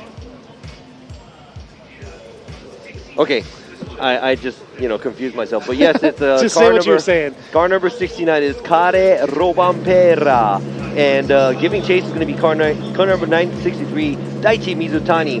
Now we're going to see how this is going to go. Kale. Yeah, Kale is, he qualified second, barely under Kanta. Phenomenal job. Both of his runs were in the 90s. And now he is going to lay down an amazing lead run, I'm assuming. But Mizutani's going to give chase. He's not going to make it easy for this young champion. And look at this, coming around Kale, bringing it into this outer zone 1. Nice job there through the lead, riding right on the rumble strip all the way to the latter half of that outer zone 1, swinging it back around to this outer zone 2, right there on the edge, bringing it into the outer zone 3 here. Look at that, nice chase right there, bringing the pressure to Calais, coming around into this inside clip to the finish. And I gotta say, Mizutani stepped up to the plate. He was like, you know what, I don't care who you are and where you're from, I'm just going to chase down the car that I am chasing right now. And now, in order to give good chase, you need a great lead run, and that's exactly what Kale did in the lead position, right on the edge. Right here, Mizutani having to do a transition early and shallow up just to keep the proximity. But look at this. Now this is something that we wanted to see, and this is called tandem right here, where the chase car gets super close to the lead, and I think both the drivers did a great job. Yeah, there was a little bobble there in the chase right after the initiation into that outer zone 1. And like you said, yes, he had to be a little shallower to compensate, to make up for the proximity. And this is where he dove in on Kale, coming around, leaving that outer zone 3. Yeah, good job by both drivers. Exactly, but I got to say, Kale, beautiful job. Like you said, it takes a good lead run to have a good chase. Yeah, and that's what we just saw. I think a lot of these guys who does a great lead run, the guys in the chase sometimes does better than usual because they trust the lead car and they know that the lead car, they're just kind of throwing down everything they got to give chase. And that's pretty much what is probably happening right here, because Mizutani is probably like, you know what, Kale is not going to make a mistake, so I can just go all in. And that's exactly what he did. And the way he did, it was very good. So now we're going to have to see Kale give chase, and Mizutani lead. Exactly, Mizutani is in the lead this time. Kale is in the chase. Kale is going to pressure him the whole way through. Here they are, leaving the 3-2-1 into this outer zone 1 here. Oh, Mizutani tipping 3 tires right there, washing himself out, unfortunately, in the lead. But Kale giving the pressure all the way around. He has the upper hand. And Mizutani overcooking it right there. Kale pulling out, just avoiding the contact after that outer zone 3. And unfortunately, Mizutani just kind of pushed it a little bit too hard in that lead position. The pressure was on this time. Man.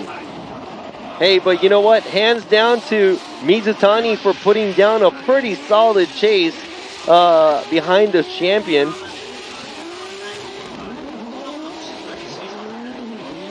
And a good eye right here once again, He's like, oh, he's going to spin. I'm going to get out of the way. Exactly. So yes, another epic run by Kale right there. He's almost like a robot because he's in the chase, but he kind of like, went all the way into the rumble strip too, knowing that that's the outside line. He did do a transition a little early and maybe on a shallower line at the touch and go, but that's to keep the proximity. So he really knows what he's doing. I mean, obviously it's exactly the WRC champion show. And here is the official call. He is going to get the win. Kale Rovanpera will be moving on, filling that first slot on the right side of the bracket for the top 16. Wow, he is here to mess up the championship. He's like, I don't care who's in the points race right now. It's like, I'm just here to enjoy. And then that's exactly what he always says. Listening to the interviews and stuff like that. The only thing he always says is like, you know what? I do drifting to enjoy myself and to have fun, and that's exactly what he's doing. And usually people do very well when they're having a good time. Exactly, out here in that nice, beautiful build. But here we are, rolling back to the left side of the bracket. We're going to see the second half of this battle. It's going to be Koji Nagase, which he took a 5-minute competition timeout after his bobble he had from the 3-2-1 into that outer zone 1. While you have Hiroyo Minoa having the upper hand right now in that lead position. But this time he's in the chase. And from his previous battle he had with him, he made contact through the touch and go into that outer zone 2. It looks like already from the jump we are getting a flag. Looks like he may have delayed on the light. No, he jumped the light. Okay. There they are, going back to the reset. So we'll see how the fate for Nagase is going to be. He's going to be in the lead this time. Minoa, very aggressive driver, trying to move on. Who is it going to be? Who's going to battle it out against Tetsuya Hibino in the top 16?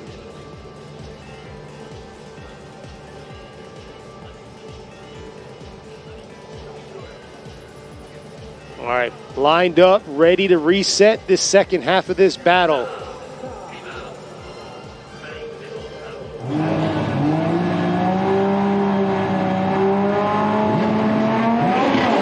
All right, here we are.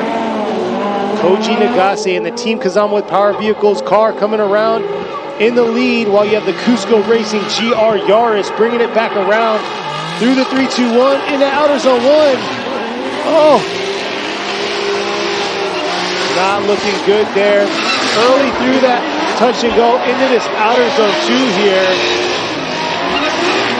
Trying to bring the pressure right there in the chase, swinging it back around into this inside quid. But looks like Nagase early on through that outer zone 1. Looks like he possibly dipped 3 tires there.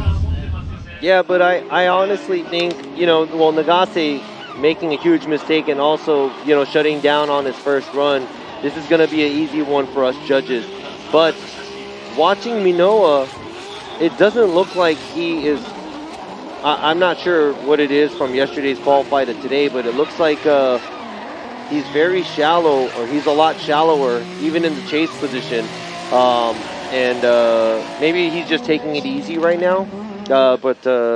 Yes. Something to look into in the next battle, because he's going to be going against He's going to have to step it up for sure. But here we are. Imamura is going to be going right. You got Adriano also going right. So there you go. Hiroya Minoa is going to get the win and move on to the top 16. Congratulations to this young driver. And Nagase, with a brand new car and a brand new build this year, coming in with the IS convertible. That's the end of his series here, but better luck for him next year, and we're looking forward to seeing him coming back to the series. And here we are, just like that one more time battle we saw. This is the other one more time battle that's on the left side of the bracket. This is going to wrap us up and lock us in for the top 16 on the left side of the bracket.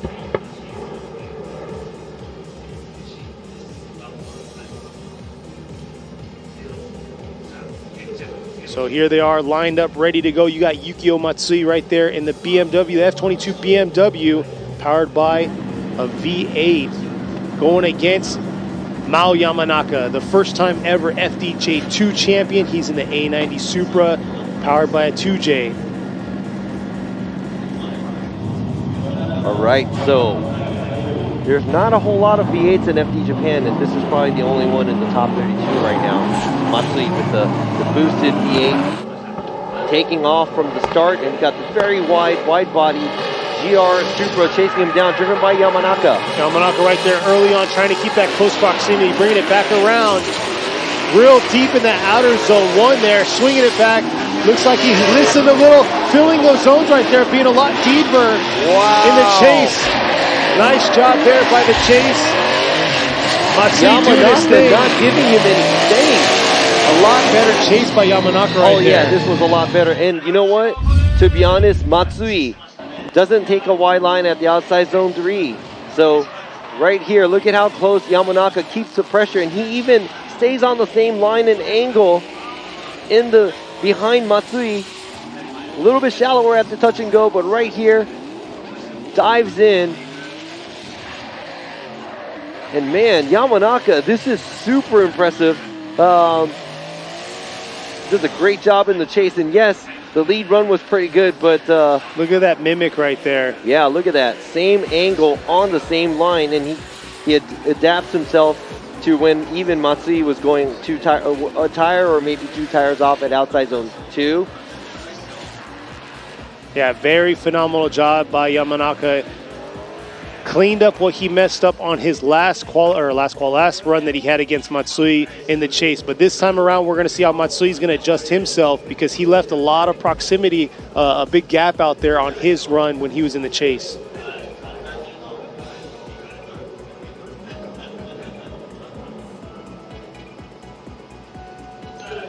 All right, here we are.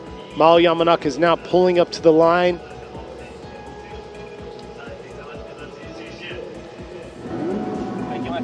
Yeah, so this is the last battle to on the left side of the bracket. Yeah, on the left side of the bracket, to see who's going to be moving on to the top 16. I was just amazed with, or Sean just started laughing because the camera angle they have with the models here is just another. All right, here we are. Mao Yamanaka in the Good Ride Motorsports A90 Supra. Going against Matsui. Matsui's got to step it up here in his Oceans with N2 Evolution F22 BMW. And here they are. Looks like he is right there, keeping that closer proximity, but taking a little bit shallower line in that chase coming out around. Yamanaka, nice job transitioning into that outer zone 2 to this outer zone 3. Matsui, once again, a little bit shallower there through that outer zone 3. But I gotta say, he compensated that to get the closer proximity that he was lacking last time on their one more time battle. Yes, he did, but I'd have to bring up another thing where Yamanaka's lead run was pretty solid because he doesn't dip any tires at outside zone 1, and he keeps a good pace throughout outside zone 1. And right here at the transition, he does a good job, a good amount of angle at the touch and go, and the switchback here at outside zone 2, and he does get really close, or fairly close to the wall, and keeps that angle pouring on in the lead position. Now, watching Matsui, he's doing everything he can to keep up with the lead driver. But right there at outside zone 1, he gets really close. Man, but overall, looks like Matsui has to take a much shallower line in the chase position at the outside zone 3 as well. And yeah, this is a very, very close battle. Both the drivers are doing a phenomenal job. I gotta say, that was some good driving by Mao Yamanaka. We're gonna see what the final results are here. And here they are, Imamura. He's going to be going left. Adriana going to be joining him. And there you are. Mao Yamanaka is going to get the win and fill that last spot on the left side of the bracket. Wow, it looks like Yamanaka's been struggling all year with this vehicle, but now he looks like he's got his mojo back, and he's doing a great job here. He's going to be moving on, going against currently the points leader in the championship, Kohashi. But man, Matsui, mid-season, coming out with a brand new build and very, very different chassis from everybody. Maybe the development and everything is keeping him from, you know, the performance. But I think he did a great job today as well, and better luck for him for the next season. And here we are. The next battle is going to go down now. Hokuto Matsuyama is going to be going against Naoto Suenaga. Matsuyama is last year's champion. Kind of struggling this year to keep it up, and here they are bringing it around. They had to do a full engine swap the other day to the A90 Supra, and here he is bringing it back around. Suenaga, he's all about tandem battles, and here he is closing the proximity, and oh, maybe too much right there, leaving that outer zone 3 around into this touch and go. Suenaga, very aggressive. Matsuyama, I'm sorry. Matsuyama not filling the zones as much as he is supposed to, I think. And it looks like he is taking a shallower line, like right here, leaving outside zone 1 a little early. Does a good job at the touch and go, but right here there's another wavering going on at the outside zone 3, and that's where Suenaga gives attack, but he kind of washes out after the outside zone 3. Now, hopefully these drivers don't concentrate on just driving fast, and puts down a solid lead run. And I would have to say, you know, Matsuyama, not the best lead that he laid down, but I think that was good enough. And Suenaga keeping the pressure on. And let's see what's going to happen when they switch places.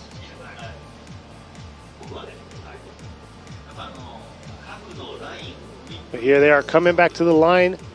Suenaga, he's going to be in the lead this time, while Matsuyama in the Cusco A90 Supra is going to be in the chase. Suenaga, he's in that Atlas Tire Drift Team Fukushima Fairlady Z. And I want to say, was it 2 years ago? Or, yeah, 2 years ago, he suffered the fate of the wall at Outer Zone 2, which was rare. He was coming through the touch and go, something locked up, and he ended up hitting the wall in his S15 that he was driving, and knocked himself out. But what is going on with Matsui? He hasn't made it back to the line. Like I said before, they had mechanical issues in the Cusco. Matsuyama in his Cusco vehicle. So not sure if that's related to the issue he's having now, not making it back to the line. And here is the drone trying to find out where he's at. Did he go back to the pits?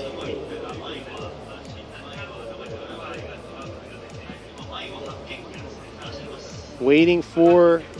Oh, so yeah, competition timeout. They left us in the dark.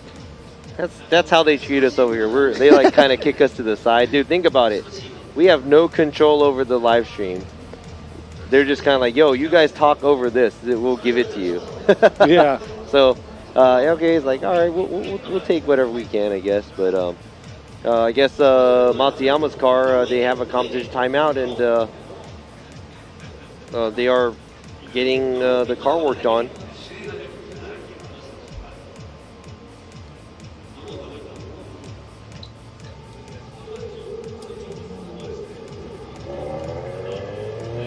Yeah, and you know, I think I just heard the Japan live stream, and Taniguchi was saying about, you know, speed is everything and it's fast and blah blah blah. So, you know, he was preaching that, and he's like, that's what he likes the most. So it's like, all right, that's cool, that's what you like the most. But if you have no angle, it's nothing to me. But as the judge, yes. Yeah, but you know what? It's, hey, everybody has their opinion. It's a free world, so you can say whatever you want to say, right? But exactly. And right there on the screen, in the dead center of the screen, that's Hiroya Minoa. It looks like. I have bad vision, but yeah, it is. And then right next to him and his dad, Shinji Minoa, spotting him, helping him out. And look at that right there in the burnout box. It looks like our next battle is ready to make it happen. You got number 21, Ken Gushi, going against Konosuke Fujimoto.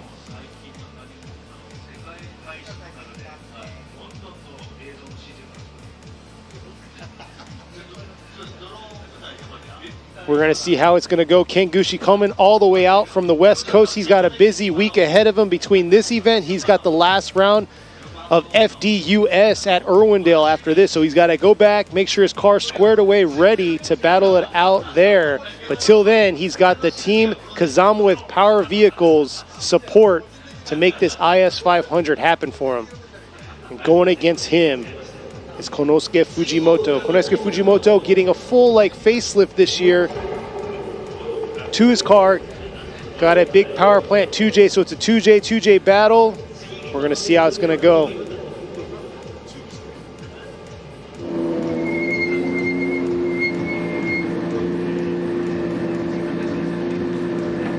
And it looks like they both are ready to make it happen. Fujimoto, here he is. The D-Dash Racing S15. Like I said before, brand new build IS 500. Full dry carbon doors. This thing's light for being a big body four-door. Yeah, for a big car it is. And we got the 2J S15 driven by Fujimoto. Here they are coming around into this outer zone 1. Ken Gushi in the lead right there, bringing it around into this touch and go region through the outer zone 2. Fujimoto, getting a little bit disrupted through the outer zone 2, but hanging on, closing the proximity through the outer zone 3, back into this inside clip. Yeah, it looks like Fujimoto really concentrated on the proximity and giving chase, because where they initiated, they were kind of far apart. But let's go ahead and check this out. Looks like he was trying to, he went off a little bit and started to get closer. He started to leave outside zone 1 a little early in the chase, but Ken Gushi doing a good job in the lead and doing what he's supposed to, not cheating the line, and pretty much not worrying about the chase car. Now watching Fujimoto here, he kind of starts to go off and shallows up a little bit and takes the shallower line through outside zone 1 and the shallower angle. But right here outside zone 3, he does cheat the line a little bit to keep that proximity not so stable, but he does try to get closer. I gotta say, Ken Gushi though, putting that car all the way up against that wall in the outer zone 3, and you're going to see here the transition back around to the outer zone 2, and here it is, bringing the car all the way up against that wall. But for Fujimoto, he was kind of hesitating in and out on the proximity. Yeah. It wasn't consistent. He was doing all he can though, and trying to keep the proximity. So that would be some kind of pressure for Ken Gushi in the chase position, because I know if you have a car behind you, it's a lot of pressure for the lead car to keep their cool to do a good lead run.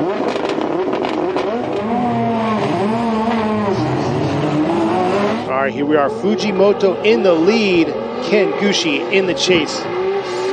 Bringing it into the 3-2-1 to this outer zone 1 right here. A little bit of hesitation by Gushi in the lighter line. Back around through the touch and go. Fujimoto doing his thing through the outer zone 2. Oh, is that too much right there for Gushi? Just saving the car right there into the outer zone 3. Not the cleanest chase that we've seen from Gushi this year. Wow, so we're going to have to check that replay to see what happened after the initiation.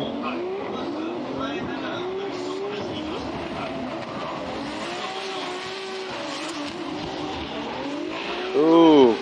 Huge correction right there. Very close. Huge correction, almost a straightening, and then right here, just saving the vehicle. And then Fujimoto taking out the corner of his wing against that wall.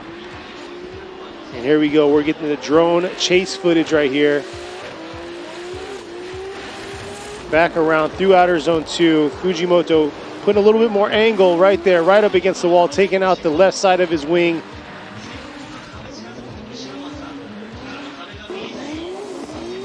The lead to lead, chase to chase, cross comparison between these two. Ooh, so we're watching the lead to lead, chase to chase.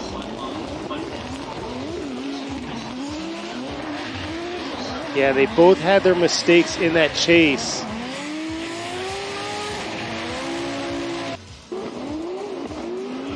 And it looks like right here you can see Gushi doing a nice job in this outer zone 1 in the lead. So the lead, Fujimoto.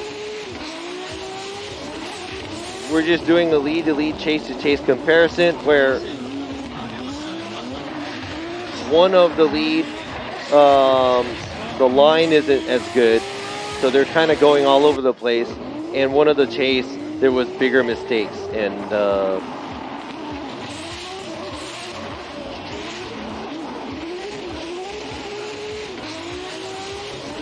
yeah, so I'd have to say the stability of the line in the lead and in the chase, one of the driver has less, but also, you know, in the angle, almost losing drift, Gushi in the chase position. That was a huge mistake that he had made too. So here we are, the results are out. Imamura is going to be going with a one more time. Adriana also going to one more time. We're going to see a one more time battle between these two drivers.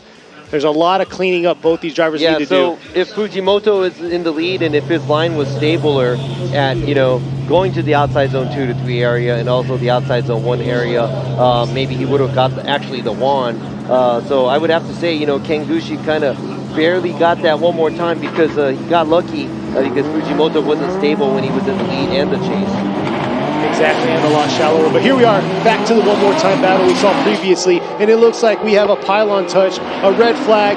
They need to wave that flag. Oh, they're not going to. So it looks like we're going to get a run out of these two. Unfortunately, it was a pylon touch.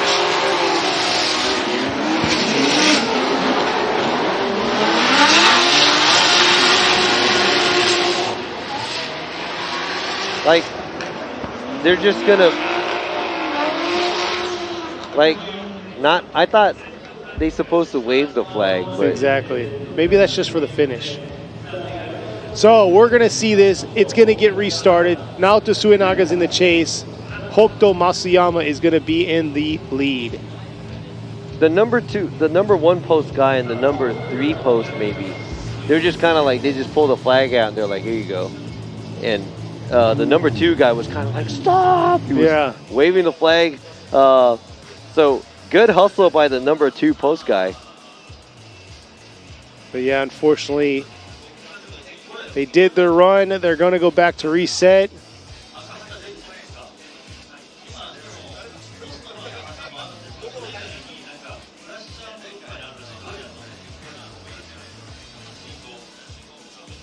Spectators out here anticipating these runs. We have 6-7 runs before to wrap it up and see who's going to be in the top 16.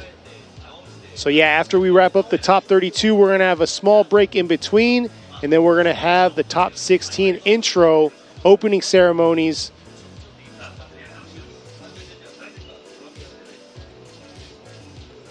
And then we're going to find out who it is going to be the champ.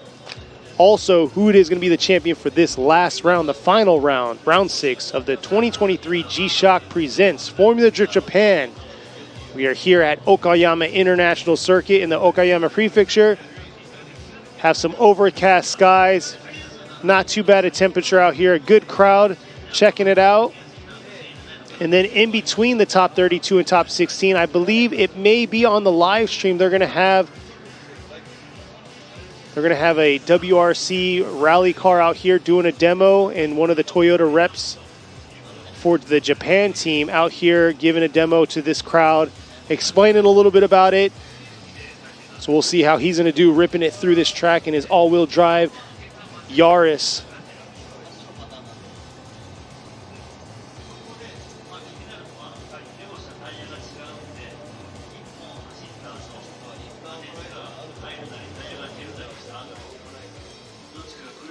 So yeah, those of you out there talking about the light that they have in FD. So we do have a light, but we unfortunately had some issues with the light.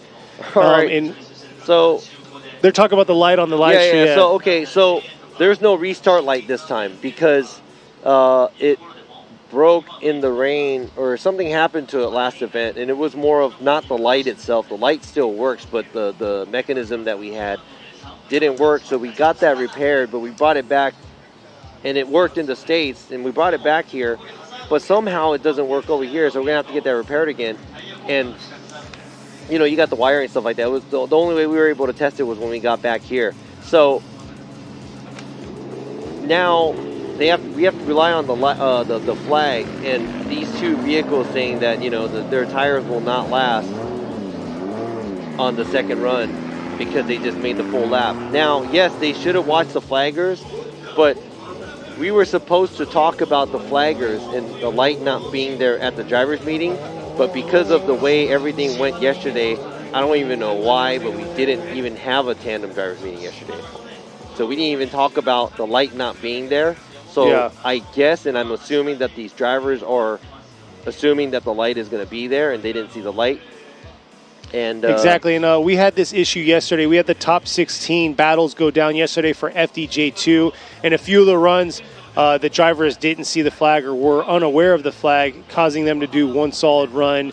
And unfortunately, they went right back to the line and made the battle happen. But yes, that's how we do. We roll with the punches, and we're making this happen. We're live right now.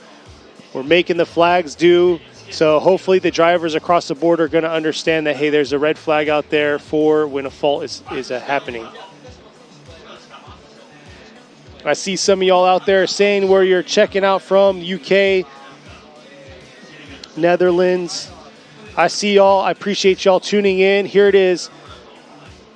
This is the top portion. We have two separate parts. We have vendor booths, and then you have this booth right here set up. You got a little RC drifting right there on the top right side. Little car show with the HKS cars out here, the Cusco cars. So we got it all. And then halfway through, we're going to have an FMX show with the dirt bike riders. They're going to be doing some stunts, insane jumps. But at the same time, we have vendor booths here, some good food, some takoyaki, which Robbie is going to probably get some in between the break.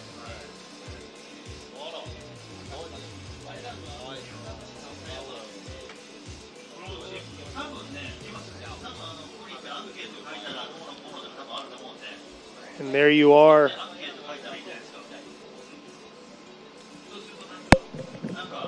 All right, so right now we are waiting for Matsuyama and Suenaga changing their tires for their second run. And we also have... Oh, hold on one sec. A bird's eye view. And right there, the lodging, that's where we stayed, right next to the track. And right below the lodging, that's where all the vendor booths are set up. The FMX track is set up, or the jump is set up for them to make the stunts happen. There's the stage. We did the presentation for the FDJ2 championship, and Mikey Nakamura took that home. He's the 2023 champion for FDJ2, so congratulations to him and his family and team making it happen this year, and it all came down to the wire because he unfortunately didn't make it into the top 16. But here we are. All right, so we have we're waiting on the tire change for Matsuyama and Suenaga doing their second run. Then we also have one more time that we just made the decision off for Gucci and Fujimoto. And the battle after that was supposed to be Yoshika Tamagawa in his JZA 80 versus Keiichi Takashima in his brand new RC, Lexus RC. But it sounds like Tamagawa had to throw in the towel for some reason. I'm not sure what happened. Practice session, Yeah, so he's out. So Takashima is going to make his bye run. Yeah, it's very unfortunate. I wanted to see Tamagawa in his JZ80 Supra make it happen, but here it is. Debuting this car, this round, final round of the season. Takashima coming out in his Lexus RC. The Team Kazama with power vehicles.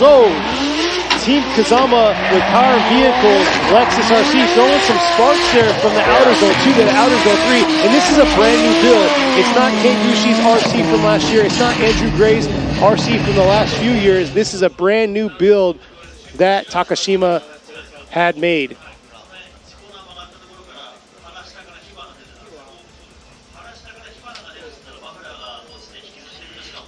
So yeah, not sure what happened, if that was the exhaust falling off, hanging off. But yeah, he had some sparks flying after that outer zone 2 to the outer zone 3. Yeah, so that's that for Tamagawa against Takashima. Better luck for next year for Tamagawa. With everybody's favorite chassis, the JZ80 Supra.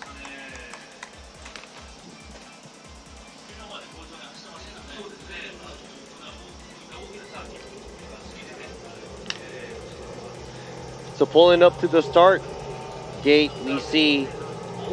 Moving on to the next battle, it's going to be number 36, Kazumi Takahashi, currently sitting third in points. But he's going to be going against Shigehisa Sasayama.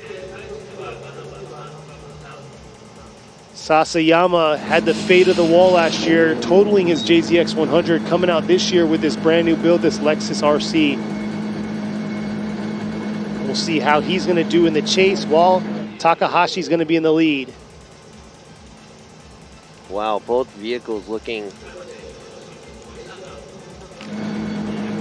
really good, and I wonder if Takahashi's car is that a Eurofighter kit? He does have the V. Did he stick with the VR or did he go back to his GR? No, this one is a VR. Okay, so yeah, he's got his VR under the hood going against the 2J Lexus RC, and here they are approaching the 3-2-1 into this outer zone 1 here. Takahashi, huge gap right there. It looks like Sasayama washing out right there in that outer zone 1, getting lost in the sauce through this touch and go into the outer zone 2.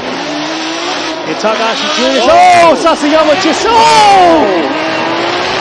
really bad accident right there for Sasayama in his brand new Lexus RC. Man, that's 2 years in a row. This round is not for him because Okayama, man, I mean, right when he was going, I know he was in the chase. He was getting a little too hot because he was gapped. He lost angle coming from the touch and go, and he just dove in and just hammered on the throttle. But I know right after Takahashi, that was a thick smoke line that Takahashi laid down where it made it a blind spot for Sasayama, and man, he hooked it around, and the left rear of the vehicle just got mangled into the wall, and the amount of spins that Sasayama just made around. Yeah, let's make sure that he's good to go. Sasayama hasn't stepped out of the vehicle or anything yet. Here's the replay of it. I'm kind of keeping an eye on when he steps out. That was a very bad impact he made, and like Robbie said, his car spun a good 3 times after the impact, and here it is, him coming in. He was way late on the transition. Super late. Tried to bail himself out, and boom. Oh, he stepped out. Yeah, he shook his head, so he's a little. There he is waving, so that's good.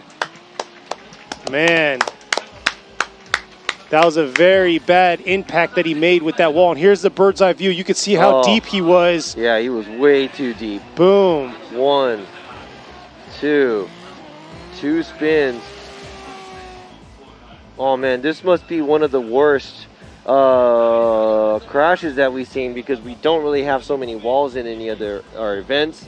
But at the same time, you know what? Good hustle by the builders of the cars because I'm pretty sure Sasayama is able to walk away from it because the car was built right, you know, and you know, the safety of the driver is, you know. And I talked about it at the start line. Sasayama, he suffered the same style accident, but it was actually a head-on accident. They do have some in-cabin or in-vehicle footage of that and the impact that he had and how it threw him all around. I mean, the safety procedures that they follow here, look at that. You can see he's good, waving his hands, has a smile on his face. It's very unfortunate. That was a rough impact that we've seen. Like Robbie said, that's probably the worst we've seen so far in the last few years. But that's what it all comes down right here, making sure that they have all the safety features on the vehicle, using the Hans device, the one that's strapped to him right now, and ensuring that he's okay.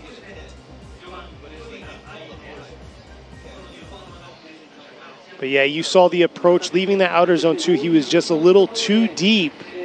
He tried to get right back on it to bail himself out, but it just wasn't enough. It made contact right there where the wall kind of comes together. Because like I said before, yesterday on Qualify, the wall actually tapers off a little bit for them to kind of come in, but that's the wrong angle they want to be at. And like I said, he came in too hot to outer zone 2, was too deep for outer zone 3, and clipped that left rear of his Lexus RC and threw him into an aggressive spin.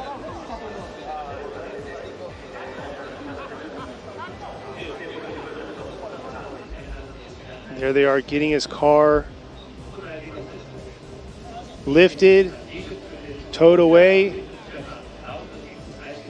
Like I say, that's the biggest thing. Seeing the driver come out, have a smile on his face, waving that he's good. He's probably obviously going to feel it tomorrow in the next few days, but that Hans device, the helmets, everything that they have. That's what I'm saying, like safety first, man. I mean, you know, I was young once and I thought, you know, oh yeah, it'll be all right, you know, and you know, you do things. You're dumb when you're young too.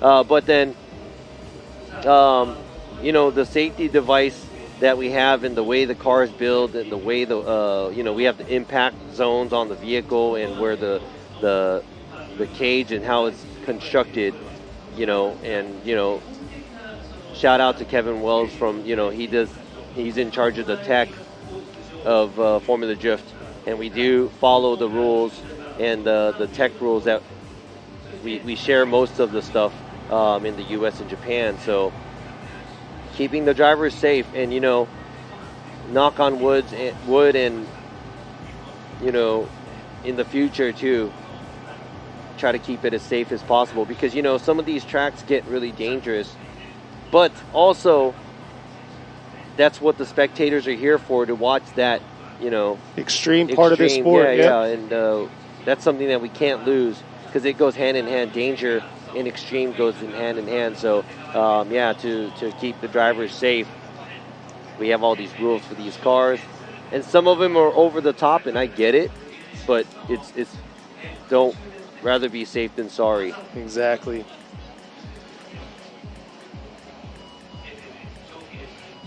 Man, so yeah, we never really get hits like this where it rips off the wheel or any suspension components in Japan because, like I said, you know, there's not a whole lot of walls, and I'm pretty sure if you do check out the other series where it's like, you know, Formula Drift USA or Drift Masters or when they're running along the wall, there's a lot of, you know, there's a lot of body parts and everything flying off because, you know, they're trying to push the cars to the limit and run the outside line. So good hustle by Sasayama, you know, but I don't know how much of it he's going to be able to repair because he only has a competition timeout.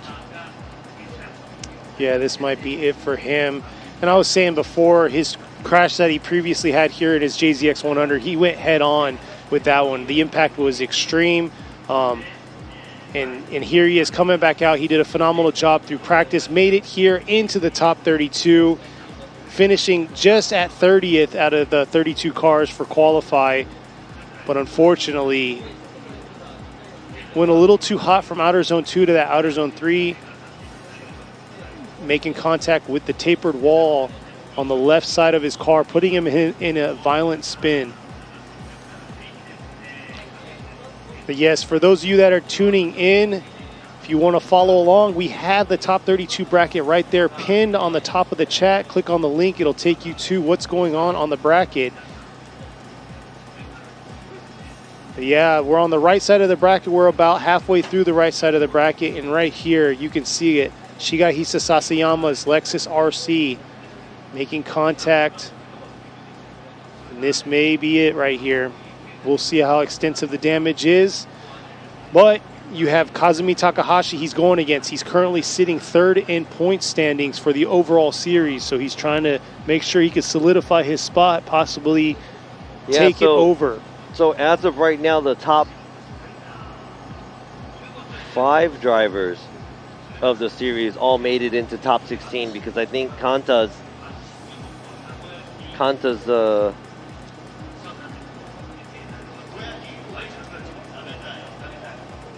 sitting 4th. Sobagiri is sitting in 5th. Minoa is sitting in 2nd. Kohashi is leading. And now Takahashi is sitting in 3rd, and he's moving on. Now, Matsuyama, who is currently sitting 6th in the series,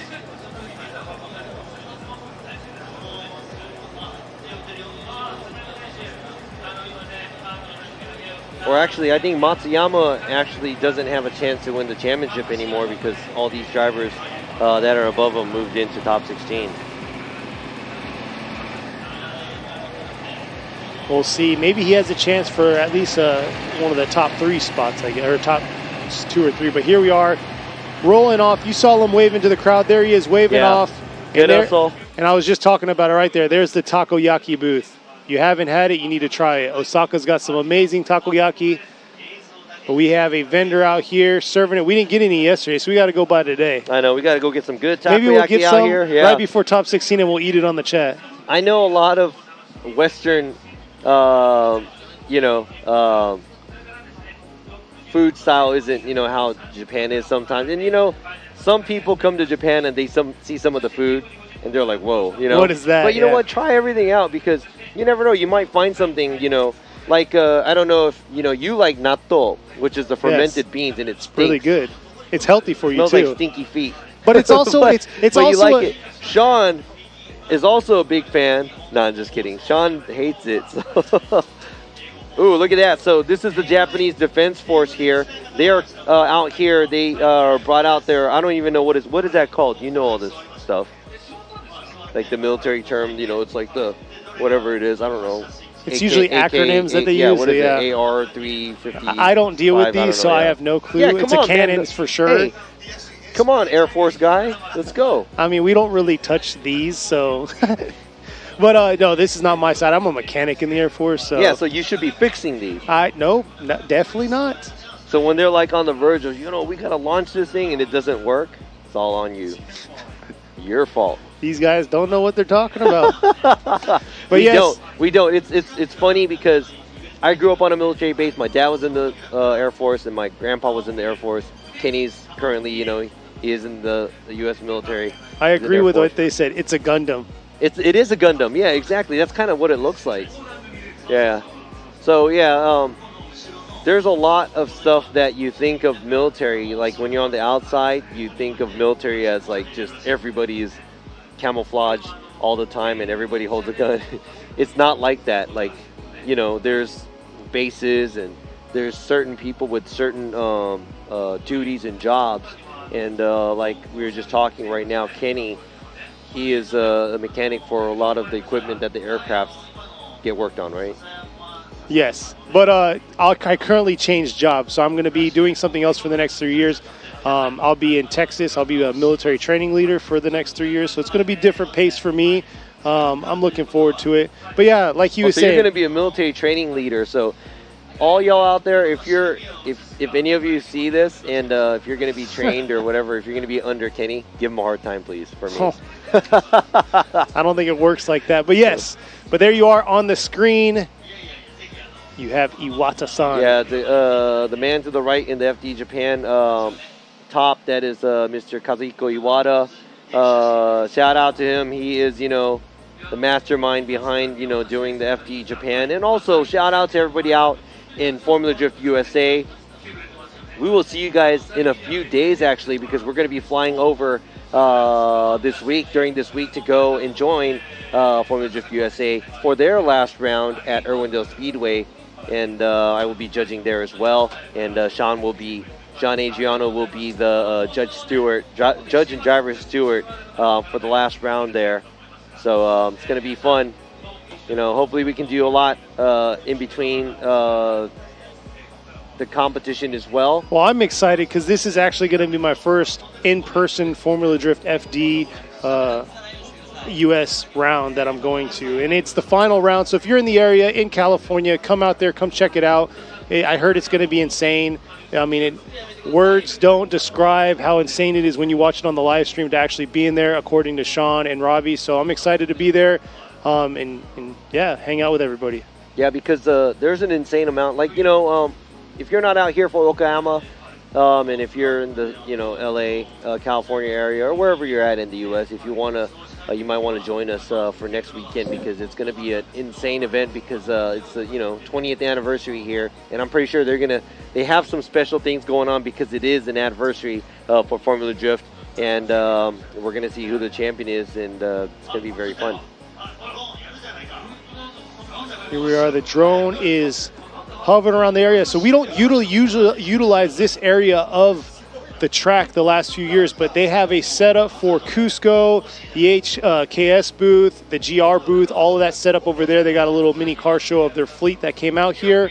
And then on the other side, once you go over the Dunlop Bridge, is where all the other vendor booths are. That's where all the food booths and everything like that. So if you're out here, there's a lot of walking around. I didn't know that was there. I want to go see the cars.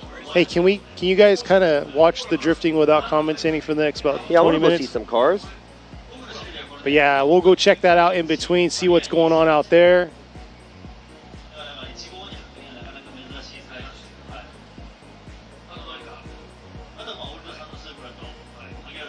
But yeah, now we're just waiting along. They're getting the wall in outer zone 3 adjusted. It got knocked back a little bit, so they're making sure they're setting it up, putting it back in the proper place it was before, or for what the drivers remember it as.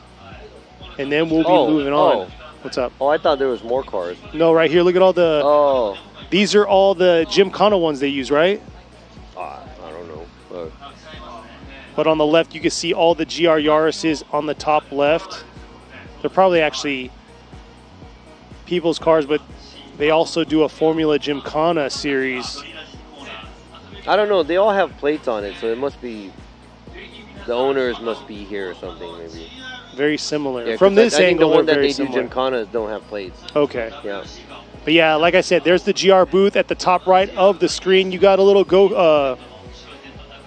RC track that they have set up, allowing kids to do their own races out there.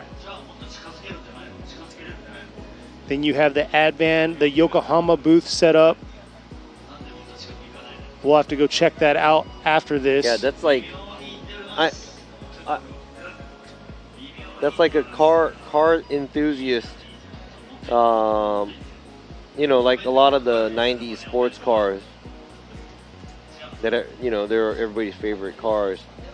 And if you're into that stuff, this lineup might be pretty interesting to see. I'm more of like, I like the ghettoer cars and the older cars. Yeah, I like the different the cars. Yeah, and if you're curious, just check them out. Go to Robbie's YouTube. No, I don't have. I kind of downsized because I can't handle it anymore because, Hey, you finally got your not so much time to do anything with all the cars. Actually, somebody commented earlier. They want to know if you could do a little bit more insight on other shops and stuff. Oh, I would, but I mean, where would I go? But see, I really would like to, but I want to ask a shop if I could visit them if they're willing to. I don't want to show up. Yeah, I don't want to kind of go up and be like, hey, let me use you to make content. That's not. It's really hard. Like, sometimes you have to be, hey, you got to be kind of pushy to create things like that as well. But also, there's ways around it. So I'm not going to say everybody's like that, but I'm more of like the, okay. Oh, it's like, I don't want to bother you, Yeah. So. But hey, he did finally, publish and finish his Long Beach one, which Long Beach was round 1 of FDUS. We're about to hit the last round, the 8th round. Kind of late. Hey, it's okay though. You can see Robbie's experience. He actually that was oldies but goodies. Yeah, that's the first time you're coming back from the start of the season. Yeah, for but FDUS after that, I didn't film COVID. anything at any FDUS, so that's probably the only one. So he needs to get back on it. Get on him. Make sure he gets back on it. But yes, and his YouTube's going to be Hey Man Robbie. So go check it out. Wow. But here we are. Man, it's almost like I paid you to say all I this know. stuff. All right, so here we go. This is Kazumi Takahashi making his bye run because I guess Sasayama is, from the hard hit that we just saw, he is not going to be coming back in the competition. And there you are. Kazumi Takahashi is going to be moving on into the top 16, bringing it back around into this outer zone 3, making sure that his car is good to go. Man, I don't know.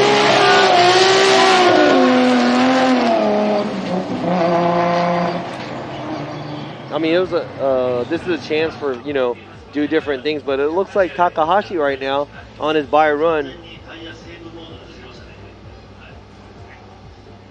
He wasn't really gunning it. He was just kind of figuring things out. But you can use the bye runs to do that for yourself. So good job by Takahashi. He is going to be moving on. Now we're going to have to see who he's going to go against. But before we do that, we still have a one more time battle that we have to go back to with Kengushi and Fujimoto. But even before that, we're going to go back to the second half of the battle that we have with Matsuyama and Suenaga. And this time Suenaga is going to be leading and Matsuyama has to give chase.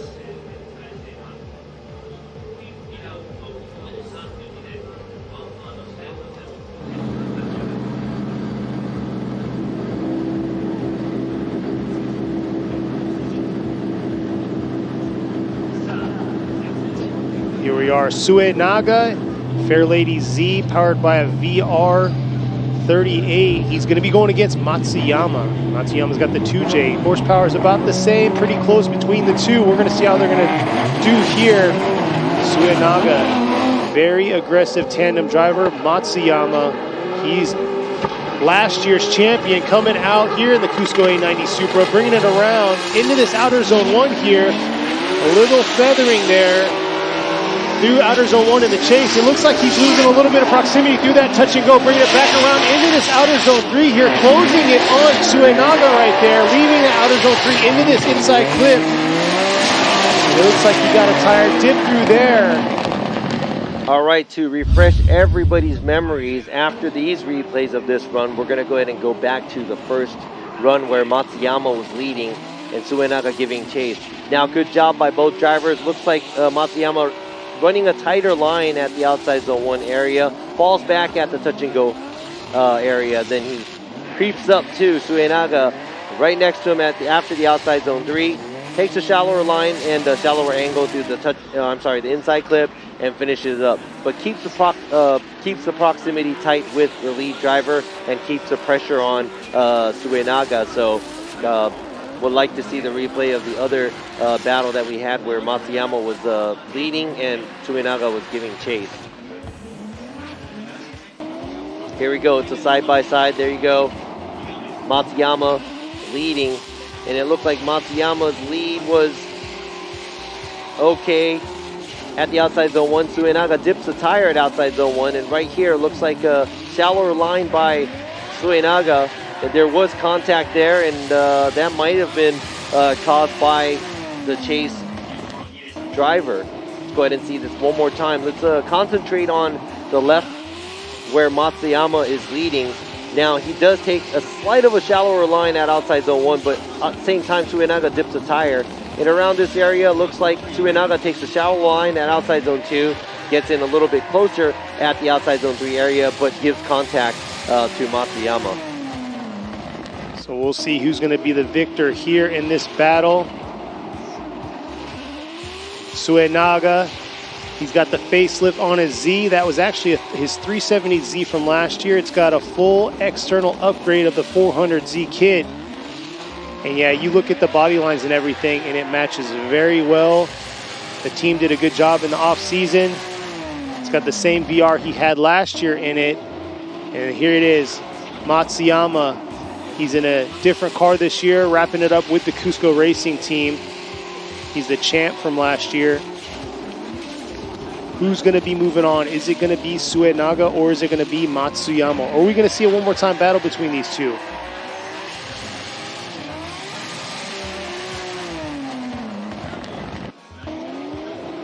Waiting for the final call. All right, so this is going to be another hard one for us judges. And sorry for the wait and the delay, but we have it in the books here. All right, here is the results for this battle here. Imamura is going to be going with it one more time. Adriana going for the left, and here we are, last one going right. So it looks like we're going to see a one more time split decision. So everybody always says, are you guys looking at the same thing? It's like, yes, we are. We have a split decision where Imamura thought it was good enough to be a one more time because both of the drivers made a fair share amount of mistakes. Now, Adriano went with Suenaga because he thought there were small mistakes made, a little bit more than, or to Matsuyama. That's why he went with Suenaga. And I also felt that both of the drivers made mistakes. Now, the difference between that was the severity of the mistakes, how I took it and how Sean Adriano took it. And I slightly went with Matsuyama. He slightly went with Suenaga. But pretty much this is like the best way to see it one more time because we can make up with your mind on that. Yeah. Let's see if you guys can make your mind up on this battle right here. It's a one more time battle against Ken Gushi going against Konosuke Fujimoto. Here they are bringing it around into this outer zone 1 here. Nice shot. Oh, looks like Fujimoto got lost back there in the chase, bringing it back around for Ken Gushi into the outer zone 2 to the outer zone 3 here. Nice job through that outer zone 3, leaving it, coming into this inside clip. Look at that, Fujimoto closing that proximity into the finish. I'm really, up until now, I didn't think that in the chase position, Fujimoto hasn't really shined so much. And yes, he made a huge error behind Kengushi, but I'm looking forward to how he is going to be in the future, because if he could clean up, his angle in the line and be more steady in the chase position, he looks like he's comfortable getting really close to the chase vehicle. Now in the lead position, we have Ken Gushi doing the job. Pretty much, he was a higher ranked qualifier in the qualify yesterday, so he does a good job in the lead position where he does the job, what he needs to do, keeps the line on the outside. He comes a little shallow on the line at the outside zone too, but overall does a good job as the lead driver.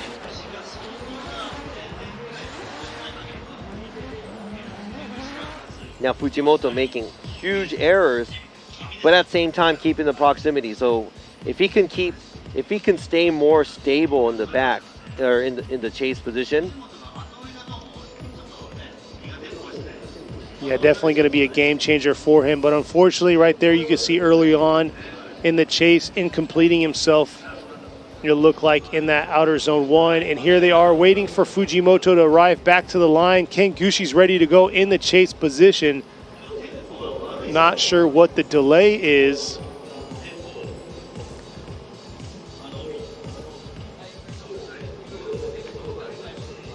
Wow, so that's another competition timeout by Fujimoto. So competition timeout. So just like the last battle we saw, Matsuyama had to take a competition 5-minute timeout, delaying the second half of that run. And this is what's going to happen here. Ken Gushi and Fujimoto's run is going to be delayed. Fujimoto needed to take a 5-minute comp timeout.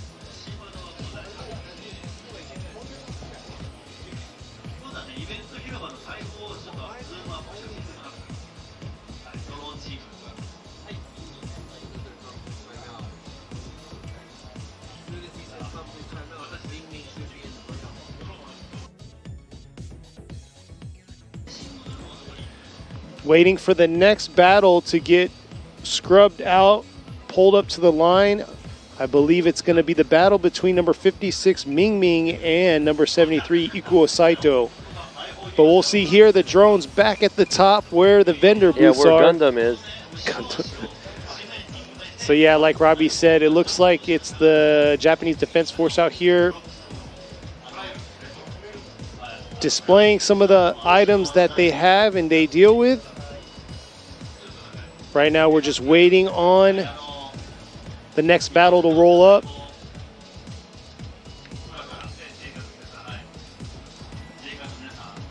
Just waiting. But yes, very beautiful weather. And I was saying before, we're going to have a break between this top 32 into the top 16 intro. Have a small delay. They're going to have an FMX show up there where the pad is.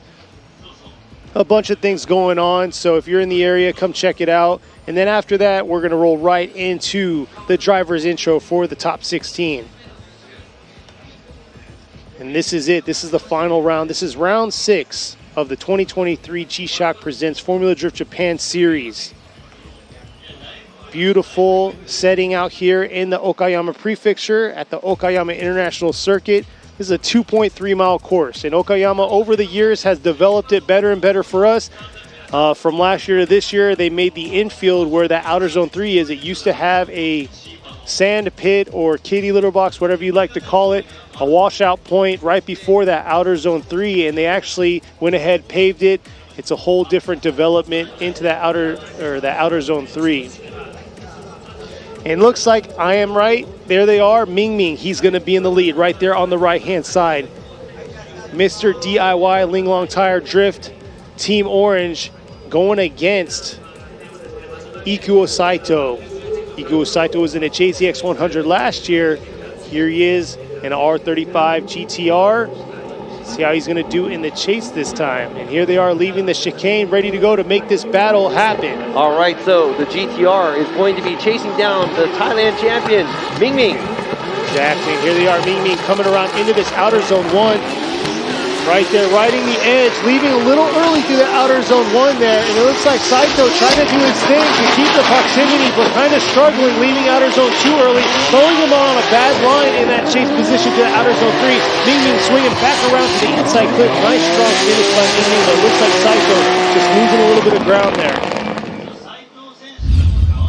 All right, so it looks like, you know, the pace change there, where Saito takes a slightly different line going to outside zone 1, then he ends up coming in a little bit shallower on the line, gets really close, and he does the transition way early and tries to hang it long, but comes a little short at the outside zone 2 to 3 area, but creeps up to the lead vehicle where Mingming. Now Mingming's pace isn't as, it's very steady, but I wouldn't have to say the energy level is high, but he does try to concentrate on taking himself out to the outside zones. Leaves outside zone 1 a little early and doesn't feel the beginning of the outside zone 2, but does a fairly good job with the angle and a lot of throttle going through the track as a lead vehicle. Here they are bringing it back. Mingming's going to be in the chase while Saito is going to be in the lead.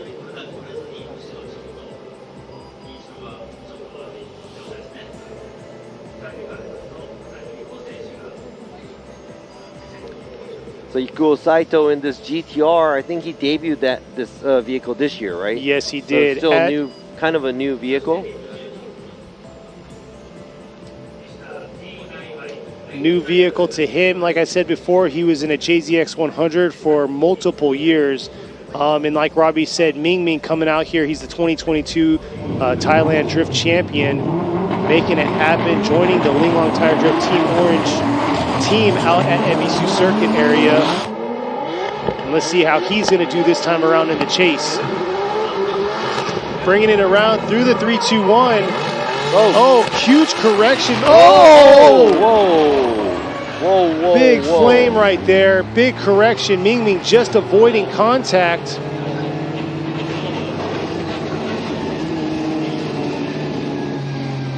It was almost like almost like 4th of July right there. The fireworks going. Saito, something happened to his vehicle and it was a huge backfire and he had to shut it down. And it looks like he's not able to drive and leave the track. Yeah, it looks like he's going to have to get towed out. Coming around. Boom.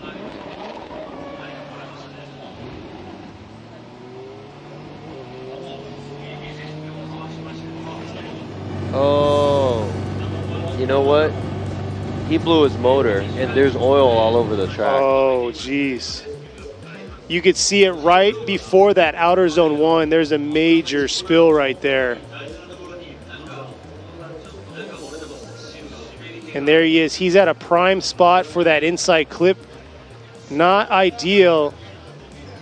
Driving through the track, this is going to be a major cleanup.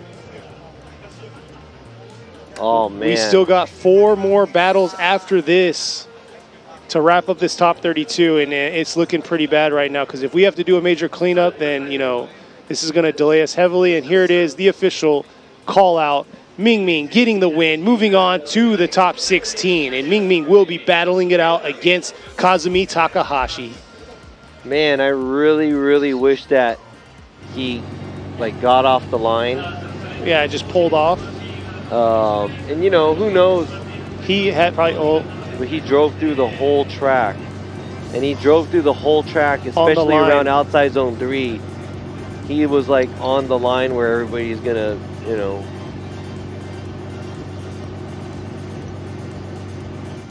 Oh, man. So it looks like outer zone 1 is now going to be an inside clip. Because he done destroyed. Well, it looks like they're checking it right now. Is it oil? Is it water?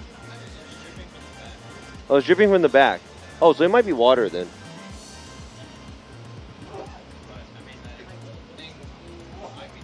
It might be fuel too. Yeah, the explosion that we saw. Yeah.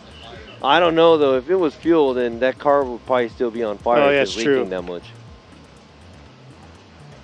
Well, I mean, I could see them. They pulled off the car into the grass. I think it's too late. Yeah, but the big thing I'm going to say is this Okayama International Circuit crew, they have a street sweeper. They got everything down, so they're going to lay this kitty litter down, make sure it's going to soak everything up, and it looks like we should be good to go. We had an issue yesterday.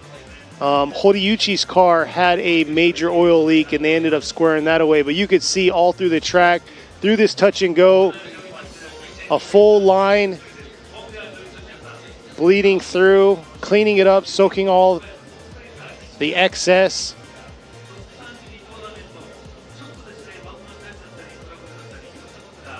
Wow. So, yeah, they're gonna sweep the track all the way, and maybe it ran out right before outside zone 2. I don't know, but I kind of see. Oh no, they have. Oh, they're going from outside zone 3 too, all the way to the finish line area. So yeah, this is gonna take a while. So you know what, guys, if you got something to do right now, go get a snack. Yeah, you use the bathroom. I don't know. Exactly, but till then, welcome to the Robbie and Kenny podcast, FDJ podcast. What do y'all want to know? I mean, honestly, right now, I really want to use the bathroom. and right when this happened, now there's a delay. It's like, yeah, so I'm hoping for like a video or a commercial break. Oh yeah, there is a new commercial. Motis has a new commercial out there, so it's pretty interesting. Yeah. Yes, so we can read the chat. There's a 15-second delay from what we're reading and what we actually say. So obviously give us some time to see it, and then we'll kind of answer as we could go. We have some time to kill here. You guys have any questions for like either Kenny or Sean or I that maybe we can answer online? Like, no, I won't. Use the bathroom on itself. Yeah, I won't release myself. Daijobu.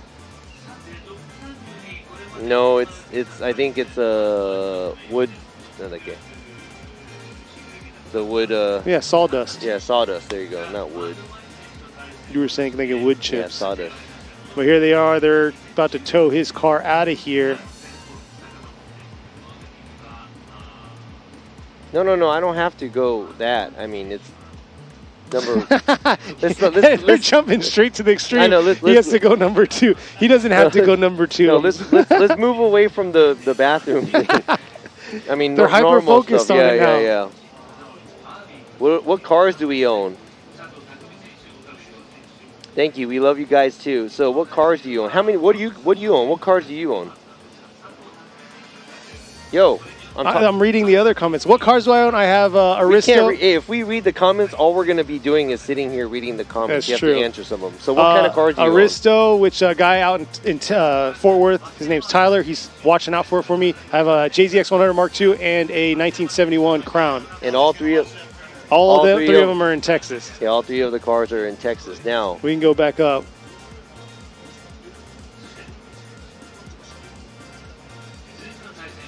Robbie is always behind the wheel. He tries to go out to Matsui's. He should try to make it to Matsui this year for the fall one. And if I can, and I've always been talking about it, and the timing's never right because I've been kind of busy, but then I've been talking about, trying to do Drift Week or, other things, maybe even like a Grid Life event or something like that one of these days, because that's, a little bit different from doing comps.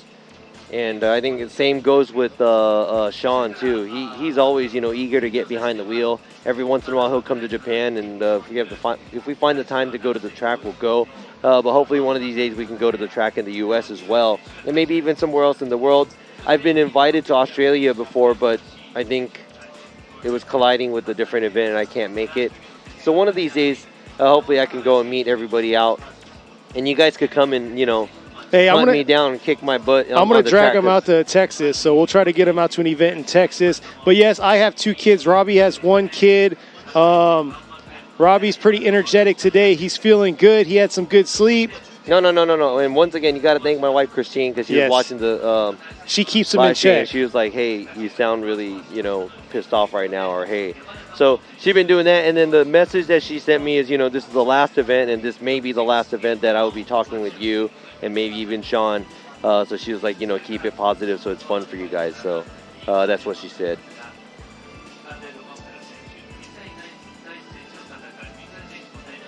No, there's no regulations on horsepowers on these cars. There's only the certain tire that you can use.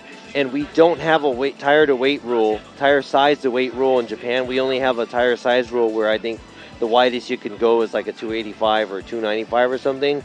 But like some of these cars, like Kazumi Takahashi's BMW makes like 1,000 horsepower and he's some fatty tires, but his car only weighs like 1,100 kilos or something. So that will probably become some of the newest regulations that we will be putting into for the series in the future.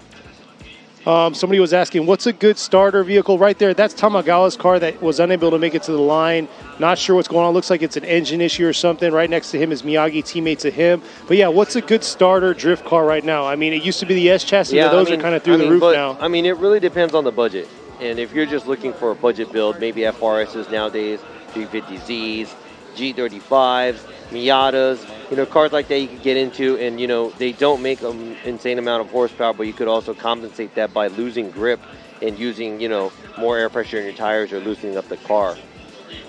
Now here you go to the left here, we got Tamagawa from Car Guy Racing. He's a really super chill guy, really cool, and they're asking what broke on his car. エンジン、全体的だったんですけど、今回メンテして持ってきて、昨日は調子良かったんですけど、今日駅マニとか全体的にちょっと割れてたりとか、ちょっとタービンがちょっとブローしてしまったりとか、そういうのちょっとリタイアする原因になってしまいました。There's a couple of things that happen together, like exhaust manifold and things like that, where it makes it so that he can't perform the way he can, so they had to actually throw in the towel. And going out with mechanical issues, obviously, it's always it's unfortunate for the drivers to not be able to perform. But yeah, I mean, this car's in one piece, so looking forward to seeing how he's going to be doing next year as well.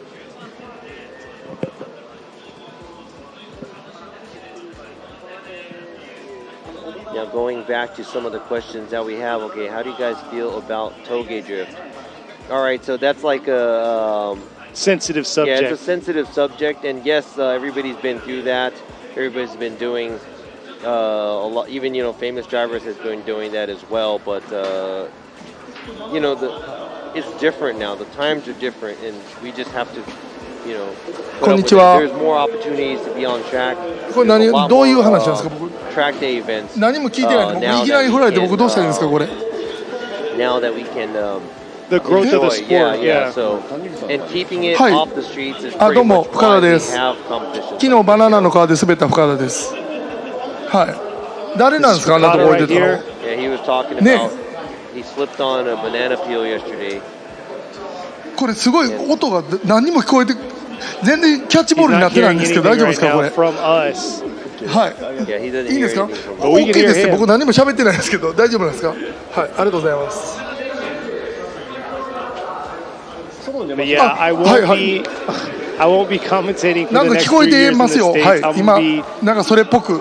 We're gonna try to get I'm gonna try to get 聞こえました。 myself back out here. Not はい。 sure what's gonna happen yet. I gotta get to あ、 my ありがとうございま next す。 location that I'll be at, get everything sorted out, and see if I can make it to some events. I would love to, but my number one priority job is obviously being in the Air Force. あそこでね、多分ですよ。川が落ちてたんです。 He said 多分です。 something about ちょっと you know 見れなかったん he ですけ competed ど from the beginning and didn't はい miss around until now, and then おそらくです they asked what happened over there. そうです。 And I バナ don't ナかぶ recall って what ます。 happened over there, but he はい。 said, oh, I think there was a banana 見えま peel せん that he slipped on or something. 見えま But す。 yes, はい he's been here the last 見 10 える years. 人 This is に the は見え 10th るかもしれ anniversary ない of です。 Formula Japan. He's been at every それ event ぐらいやっ for ぱ the りこう past ひょっと 10したら黄 years. 色が好きなんかもしれないですね。 He's the OG of the series, but unfortunately he did not make it into the top 32. はい。はい。 But yes, I gotta say, you know, hats off to y'all, asking the questions, being part of this chat, making it happen while they're doing this interview and everything. Thank y'all for the past 4 years, making this enjoyable, making me want to come back every round. Because it's easy enough to get shut down by all the negative comments, but I've seen nothing but positive things. This is not my profession. I don't do this at all. Robbie went out and said, hey man, you want to come talk with me on the mic, make this happen. We need someone to do it. COVID kicked in, nobody could come into the country. And I was like, hey, you know what? I got you. Let's do this. あ、そうですよね。はい、ありがとうございます。 Fortunately enough, we're friends, so we have good chemistry with one another. We do a lot of hanging out outside of this. So, and you know, both of our family members are good. Here, Robbie's going to go and translate. Just filling in, they were just going back and forth about the banana peel, and we saw Taniguchi eating a banana earlier on the live stream and something. So it was it's really hard to. I don't know. It's just back and forth about that. So sorry to cut you off, but no, you're good. No. But yeah, so yeah, it's been very much a blessing. If this is my last time on the live stream, I gotta 100% thank y'all out there. I gotta thank my family, my wife and kids for allowing me to take the time away from them, the weekends away from them to be out here. And then last but not least, I mean, I couldn't have done it without Robbie. Robbie, you know, if you've met him, he's a very humble person and he'll talk your ear off. But at the same time, he's genuine. He means what he means, and you know, I gotta thank you. So thanks, Robbie. You're gonna make me cry. No, I'm just kidding. No. Like, no. I we'll mean, see each other. There you go. Looks like I think that's Mizutani's wife. Mizutani is the one that went against Kale earlier. Threw down a very great chase run.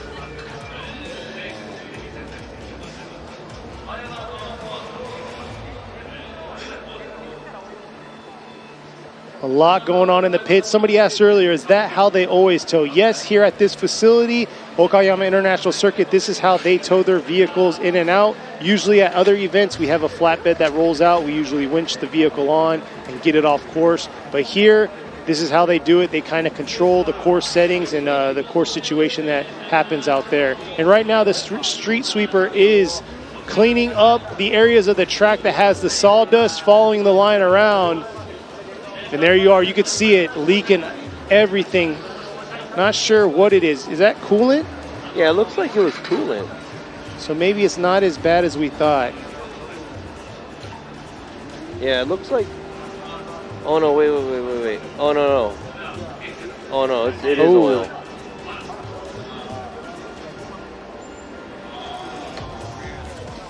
Oh, maybe the diff blew up? Yeah, it looks like the diff. But wait. But the diff had that much oil in it? So the radiator's leaking and the diff blew up. So everything kind of just exploded back there, maybe. Yeah. And we have everybody you know, just chilling on the ground right here in front of Soag. And those are Mad Mike's team. And, you know, Mad Mike got knocked out earlier here at top 32 against Kanta. And there's a lot of, you know, prepping going on. Now this Kale's GR Corolla. Walking back down to the Cusco pits, checking out what they're watching. And, I mean, they're probably like, oh man, a camera's coming to where they're chilling at. And they're watching probably us talk, so they're probably like, yeah. The Kale's like, man, why are these guys coming in to... I'm taking a break right now. Nah. But yes, no, before that guy's a pretty. He's like super humble, cool guy. Humble, chill, yeah. But man, very impressive driver. He's been all over between doing the WRC series and then doing Drift Masters and then coming out here, all over the place, flying everywhere. And there, right, you saw Hiroya Minoa's car. That's a GR Yaris Minoa, Hiroya Minoa. Know them very well. There's Mr. Kazama right there from Kazama Auto. And he's got all the cars that have the same livery with the Kazama Auto and the Mochi's livery. We got Benjamin GM's JZA80 Supra. Team Kazama crew right there. Busy crew. I think they had then there's 6 cars. There's Takashima's brand new RC. Lexus RC. Debuted at this round and he's into the top 16.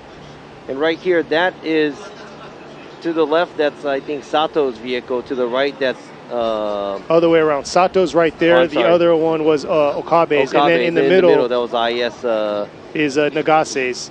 And then right here you have Yuta Komatsu. Yeah, he's about to battle it out. He's actually supposed to be the last battle on the bracket. He's in the Lexus IS. And just to let you know, Komatsu right here, he rents shop space from my shop. So I see him all the time. Not all the time, but every once in a while when I'm there at the shop. Now right here, that is Natsu's GTR. It looks like it's, you know, seen better days. But, you know, that wall has been eating up a lot of vehicles here. We got Mingming's car that just came off the battle against Saito. And we got Kanta's JZX 100 still in the championship race. And right here, you can see the damage on Kohashi's car right there on the right side. Kohashi leading the championship right now. Suenaga's not there. He's out ready to battle it out. And here we are moving along. We have, it looks like Amagai's car. And right there is Horiuchi's car. Not Horiuchi. Horiuchi's car. Horino's car. And then the new Z driven by Hibino. And right here we have Kazumi Takahashi. Hi.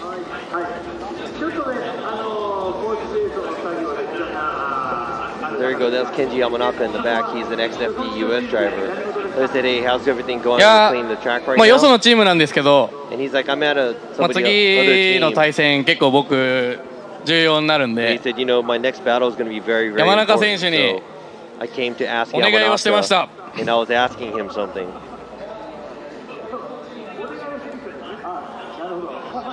Yeah, because Yamanaka, and you saw Kenji Yamanaka, he came to talk to Mao Yamanaka because Yamanaka's going to be going against Kohashi, so this is going to be very important for Takahashi to see Kohashi get beat by Yamanaka.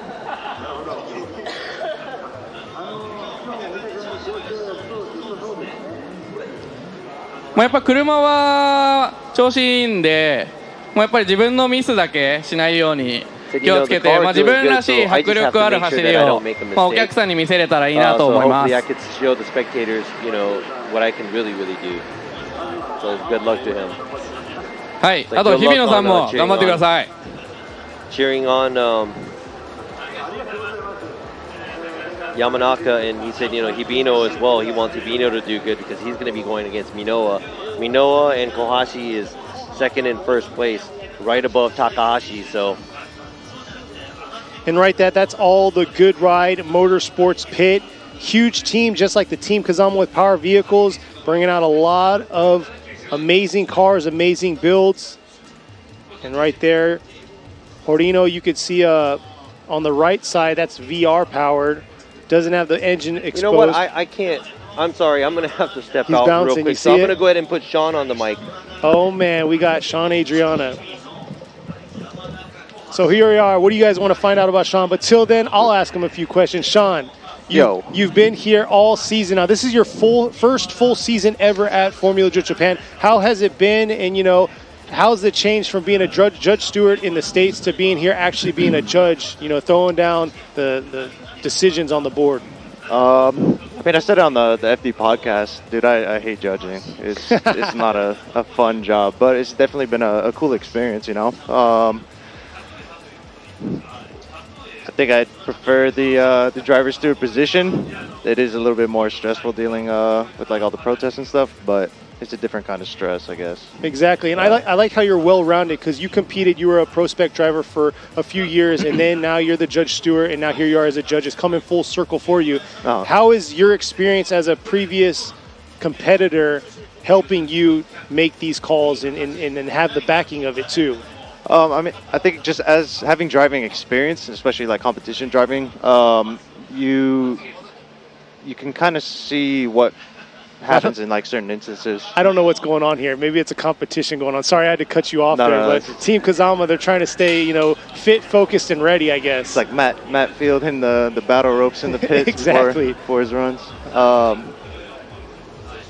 But yeah, back to your question. I mean, like, it's just, you can sometimes notice like kind of what happens in certain instances where, you know, a lead driver makes a mistake or whatever. You kind of be able to pick up on those situations. But yeah, I mean, that's true. You're definitely right, especially since you have the experience. So you kind of know if the driver does this, it's going to affect this, which this driver caused this to make this happen. So yeah. I mean, can make that solid decision. You never 100% know, you know, what happens in every situation, but you kind of decipher, you know, and make a more educated decision, I guess. Exactly. You're putting your best foot forward for it, yeah. For sure. But yeah, overall, you know, how has the experience been coming out to? Was this your first time coming to Japan when you started this series, or have you been here previously? I think I'd been here close to like 7 or 8 times before this season. Yeah. But yeah, this is the most I've been to Japan, you know, in a short length of time, I guess. Exactly. Yeah, it seemed like every other week I was hopping on a plane out here. What's your best experience for being out here for Japan? For the people that are coming out to visit, what's the go-to thing you should do? I guess let's do car-related and non-car-related. Man, there's so much stuff out here. I know, exactly, and I'm putting it down to one thing. All right, car-related, obviously, Ebisu, or like Nico, and you know, any of those kind of iconic tracks. Okay. Gunsai, you know, the Toge. Yeah. If you could drive there, that's one I've wanted to drive. I've been there. I haven't driven it, but yeah, I mean, there's just all the tracks and then shops that you can visit out here. And then was the other one non-car related? Non-car related, so just tourist related. You know, what's funny is the first time I always joke with my friend Rithi about this because we all had like kind of just a fun trip in the beginning of the year, and you know, I had been to Japan probably like 7 or 8 times before that, but that was like my first time actually going to Japan because we just did all the tourist stuff. But that's hard. There's so much. There's, you know, like all the different cities each have their kind of thing that you can do. So there's, yeah, that's everyone always hits me up, like, oh, we're planning a trip. You know, this time, where should we go? I'm like, dude, how much time do you have, and like, you know, what do you want to do? He's 100% right. Every city has their own bit of history and things to do. Yeah. Whether it's going to Osaka, you got the fun stuff of going to Universal Studios Japan, and then you got the history side where you can go see the castle in Osaka and all that stuff. Yeah, all the temples and shrines exactly. and all that stuff. So you're 100% right. That's kind of a tough question to ask. There's just way too much stuff to do. But at the same time, I was expecting him to be like, oh, go to Daikoku or something, or like, oh, y'all know about the Daikoku spot to check out cars. But yes, he's 100%. Oh, yeah, forgot about that. Exactly. I don't know why I didn't mention that. At Bisu, though, that is the epic, the pinnacle of Japan drifting. There's so many tracks out there. You pay one entry fee, and you just kind of do your thing. And now they have, like we were talking about with Fausto's crew and stuff, they got the sideways experience where you can go rent a car and, you know, experience that. Yeah, that's cool because now you can actually, that was kind of one of the hurdles of getting out there is finding a car to rent, because previously, you know, like Power Vehicles is always taking care of everybody out there. Yes. But that was more of like, you know, there's so much risk involved with renting cars. So before you kind of is more you had to buy a car and then figure out what to do with it after. But with the rentals becoming more common now, it's kind of opened up to a lot of people now. Exactly, because car prices right now are not going down for imports. It's but right there nuts. on the screen, you guys can see they're getting the flag. We're about to get this battle started. This is going to be the one more time battle. Moving back up, it's going to be against number 21, Ken Gushi, coming all the way from the West Coast, going against number 39, Konosuke Fujimoto. Yep. Thank and you, I'm Sean. going to pass it back off to Robbie. We'll get you back on the mic again. So here he is. Robbie's back. He's refreshed. Hey, so how was Sean on the mic, guys? Tell us how you feel about Sean. If you like Sean better than the top 16, I'm going to go ahead and have Sean do it. But here we are. This is the second part of the battle. All right, before we go into that, just for those of you who are here and if you're relying on the schedule, I think everything is going to be pushed back 30 minutes. Whatever that they have on the schedule right now, as of now, everything is probably going to get pushed back for 30 minutes. So I think the next live stream that we're going to have for the top 16 is also going to be pushed back as well. So just to let you know, everything else, the stage and, you know, whatever, the FMX and all that stuff, everything's going to be pushed back. All right, so let's go ahead and see the second half of this battle. It's Fujimoto leading and Kengushi chase. And there's a red flag there. It's a restart. Yes, this has been a long top 32. We had a major spill by Saito's R35 GTR, causing a cleanup. We had a little time to talk. We had Sean on the mic, but here we are. This is the second portion of this battle. 5-minute competition timeout was called out by Fujimoto, but here he is. He got one fault. See if he can get through the line, make this second part happen. Ken Gushi is going to be in the chase in his Team Kazama with Power Vehicles Lexus IS 500.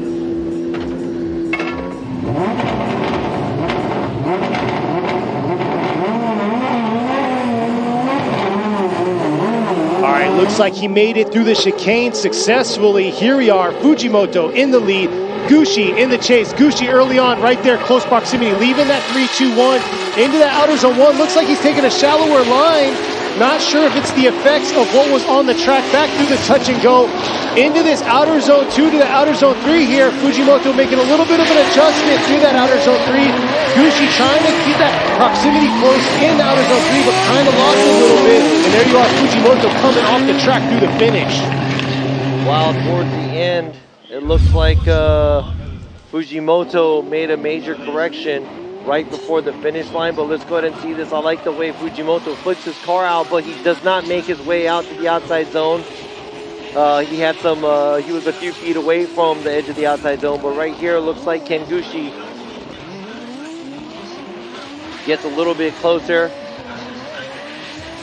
And Ken Gushi is taking a shallower line at outside zone 1, and pretty much that's going off track at the end of the track at the finish line.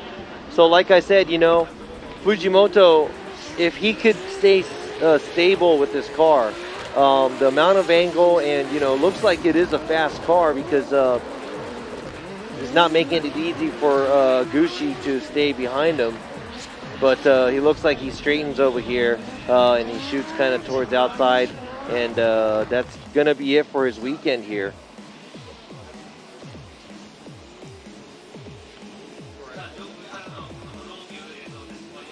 Yeah, we're going to see here, get the final call by these judges. And that right there, that was the first run back on the track after the major spill from Ikuo Saito's R35.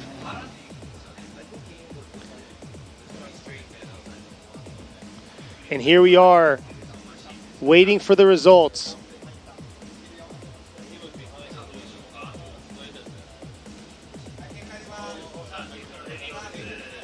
Who is going to be going against Takashima here? And the results are in. Imamura is going to be going right. You have Adriana also going right. So right there, Ken Gushi coming from the West Coast, making it happen and moving on to the top 16. Congratulations to Gushi. This is going to be the last event for him in Japan this year.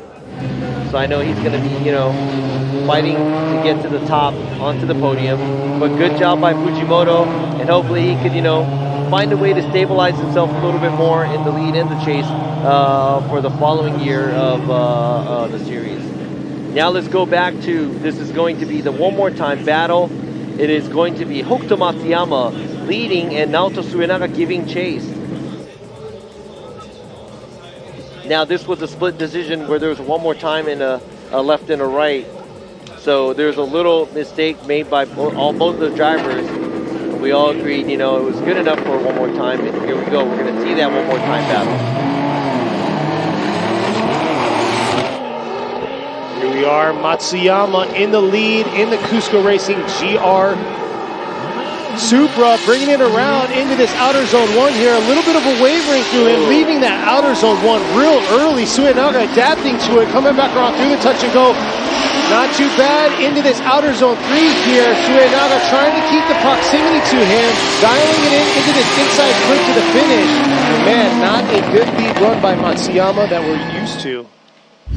Yeah, I mean, it seems like he's concentrating on, once again, you know, trying to get away from the lead car, so he doesn't fill the outside zone 1, and you know, he does throw a little bit of angle, but he pulls out a lot of angle and leaves outside zone 1, like you said. Doesn't fill the touch and go, and doesn't throw a massive amount of angle at outside zone 2 either.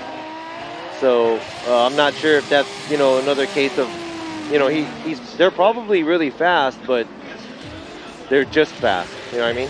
Yeah.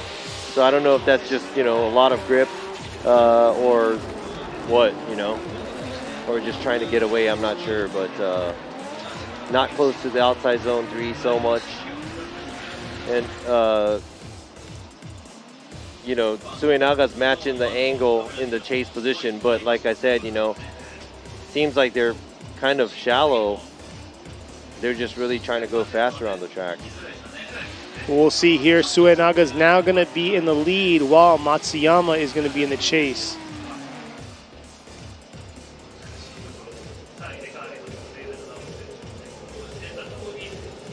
And I was saying before, Suenaga, this is the same 370Z he was in last year, same VR, but it's got a full body facelift to the 400Z. And they were saying pretty much it was pretty close to get the body lines fitted, but they did a phenomenal job. Beautiful looking car. I think the frame itself is the same. So they were able to put all the panels on from the Here we go to the start. This time it's Suenaga leading and Matsuyama giving chase. Here they are coming around into the 3-2-1 to outer zone 1 here. Suenaga, not too bad, a little shallower, but able to fill that outer zone 1. Back around through the touch and go to outer zone 2. Nice job for the lead. Matsuyama, when it comes to a good lead, there's a good chase, and right there, Matsuyama doing a phenomenal job in the chase. But I don't know if it's going to be enough.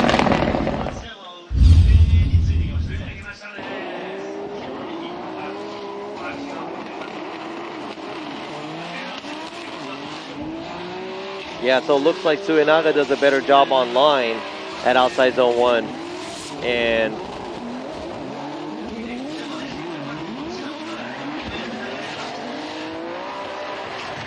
it looks like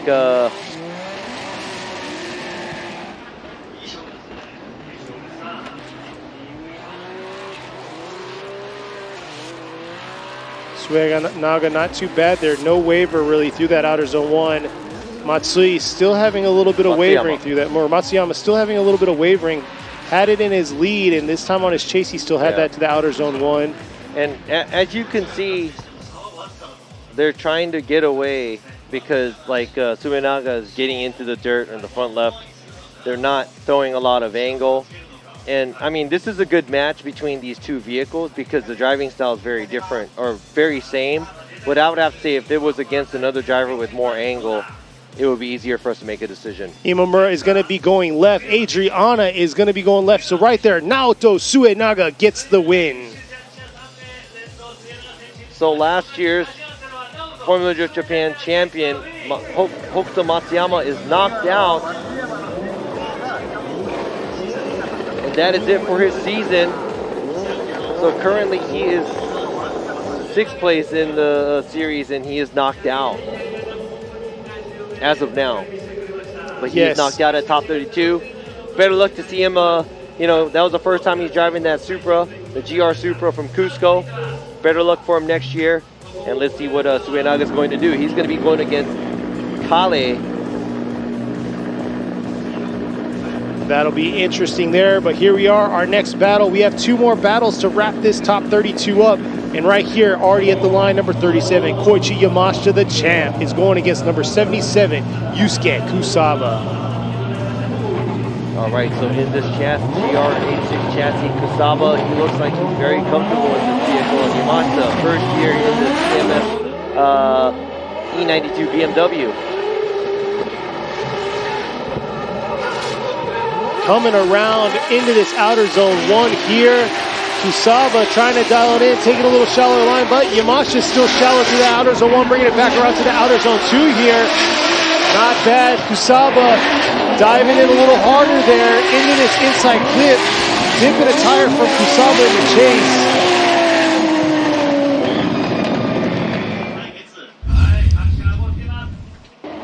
All right, so in the lead, it looks like Yamashita's trying to get away a little bit. He doesn't feel the outside zone 1 as deep as he should. There's a little bit more he can fill, but Kusaba also keeping the pressure on in the chase position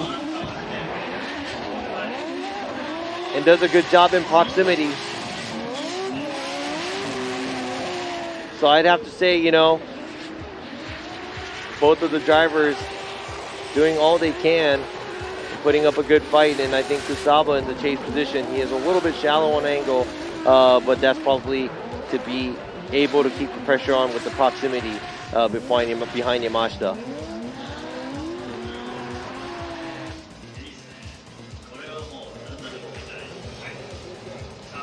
All right, here they are coming back around. Kusaba is going to be in the lead this time in that Cusco GR86 going against Yamashita. He's in the TMS Racing Team Cylon Tire E92 BMW. He's been in the JZX 100 chassis for years, but here he is moving into this one, but he brought his same power plant, the 2J power plant, underneath the hood. Yes, he did.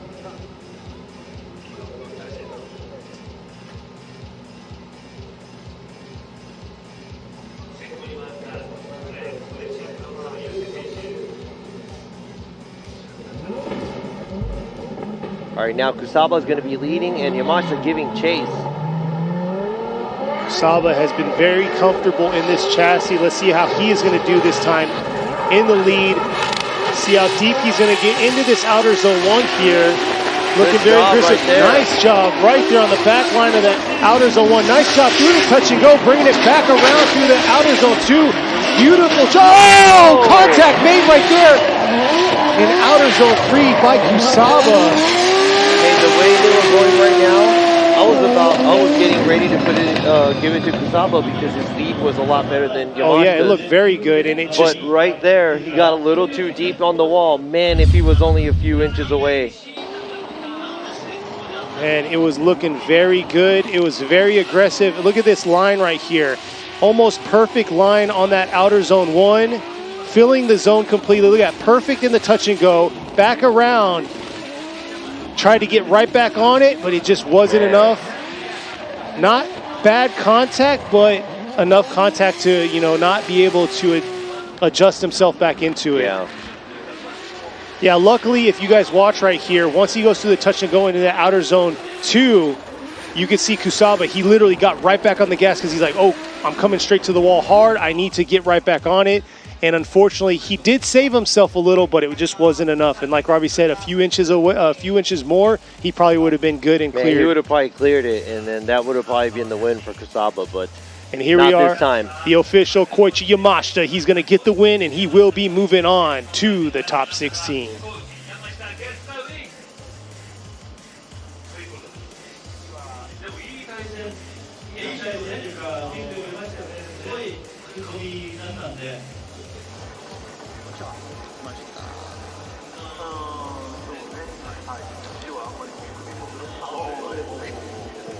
And there's the Cusco girls. Unfortunately, their driver is suffering some damage to that left rear, the contact he made to the wall. is not going to be able to advance. Yamashita is going to be taking the win and moving on. What's going on right now? We're looking at dolls. Jumping around. It's mascots.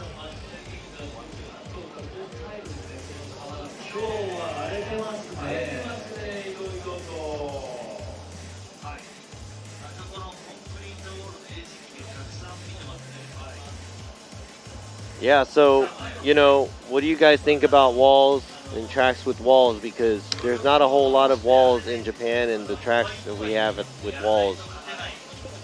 Walls? I'm sorry, I don't even know what I just said right now. You said a lot of walls. No, but you're right. Robbie's right. There's not a lot of walls in Japan, and if there are, there's a lot of cushions. So Okuibuki, we were there previous round. But see, what do you think about it? I know this is unfortunate for the drivers because there's damage and there's danger, but I also feel that since the drivers here aren't used to driving next to walls, when we put, this is one round that we have a wall, and I don't even think that we've had this many collisions with the wall in any other rounds. I agree with the comments that are coming in. Walls make it exciting. Yeah, and then look at let's see how deep he was. Ah, man, like I said, man, if he was like a foot away, that would have been like a super clean outside wall ride. Yeah, and you know it is true because it's like let's say outside zone 1, okay, they dip a tire, but just think if there was a wall there, if they dipped a tire there, that would have been what just happened to Kusaba. Exactly, and here's the replay again. My thing is this obviously brings that fear factor and it makes it the extreme sport that it is, because that's what drifting is. And at this level, this is the professional level we're talking about. So if you guys obviously want... Yeah, I know. That's why when there's drivers that runs a slightly shallower line and tries to drive fast in a less angle, to me it's not exciting, because if you have a lot of traction and if you have a fast car, in my opinion, it's easier to go faster than going sideways on the edge of the track. Yeah. But they don't think that here. So you guys gotta, I mean, we'll see how the sport is gonna go in Japan, but it seems like, you know, they don't want to educate any other drivers because they stick with the old school way where it's like, you know, shallow, fast is better. And yeah. That's why they still have fax machines and DVD players here. You are right with that. But here we are. Looks like we are wrapping it up. This is going to be the last battle of the top 32. Pulling up right there into the start line, you have number 80, Yuta Komatsu. He's going to be leading the way on this tandem battle, but he'll be going against right there the JZX 100. Pulling up behind him, Tomoki Tanaka. We're going to see how this last battle is going to go, and that's it. It's going to lock in our top 16, and we're going to be progressing on.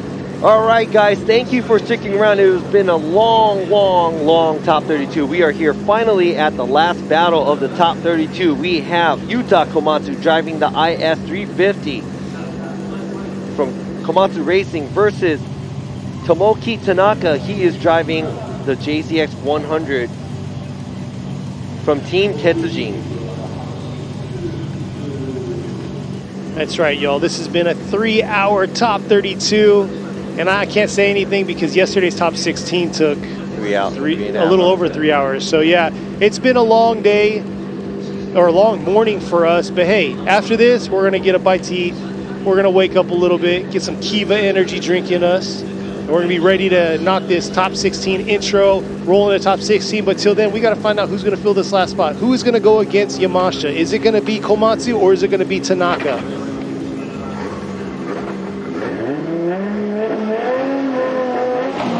Here they are, Komatsu leaving the chicane now. Let's see if Komatsu is going to do like he did yesterday, qualifying 11th, doing a solid run, bringing it into this outer zone 1 here. Little shallow there, but able to get into the zone in the second half, bringing it through the touch and go. Nice job through the touch and go, back around. Oh, Tanaka taking a different approach right there, diving in, missing that outer zone 2. Not what we want to see through that outer zone 2 to that outer zone 3, but saving himself. He is just driving through that. Wow.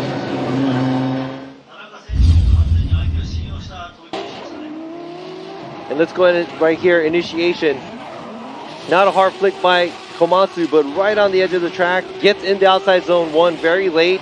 Tanaka also taking a very shallower line than Komatsu. And right here, a lot more of a shallower line at outside zone 2 and a different approach at outside zone 2 to 3. But he gets right into the pocket and gets more proximity behind the lead car. Let's go ahead and check this out from the drone's view right here. Keeping the pressure on. A slightly shallower line by the chase car. Does the touch and go very well, but doesn't make it all the way out to the outside zone 2. Now he does get back into formation, a little bit shallower on the angle. Komatsu in the lead, doing a good job as the lead vehicle, and finishes off. So I would have to say, that was a very good lead run by Komatsu, minus the outside zone 1 area, and very good proximity by Tanaka, but also not a good line in the chase. Let's go ahead and see what's going to happen when they switch places, where Tanaka is going to lead and Komatsu is going to give chase.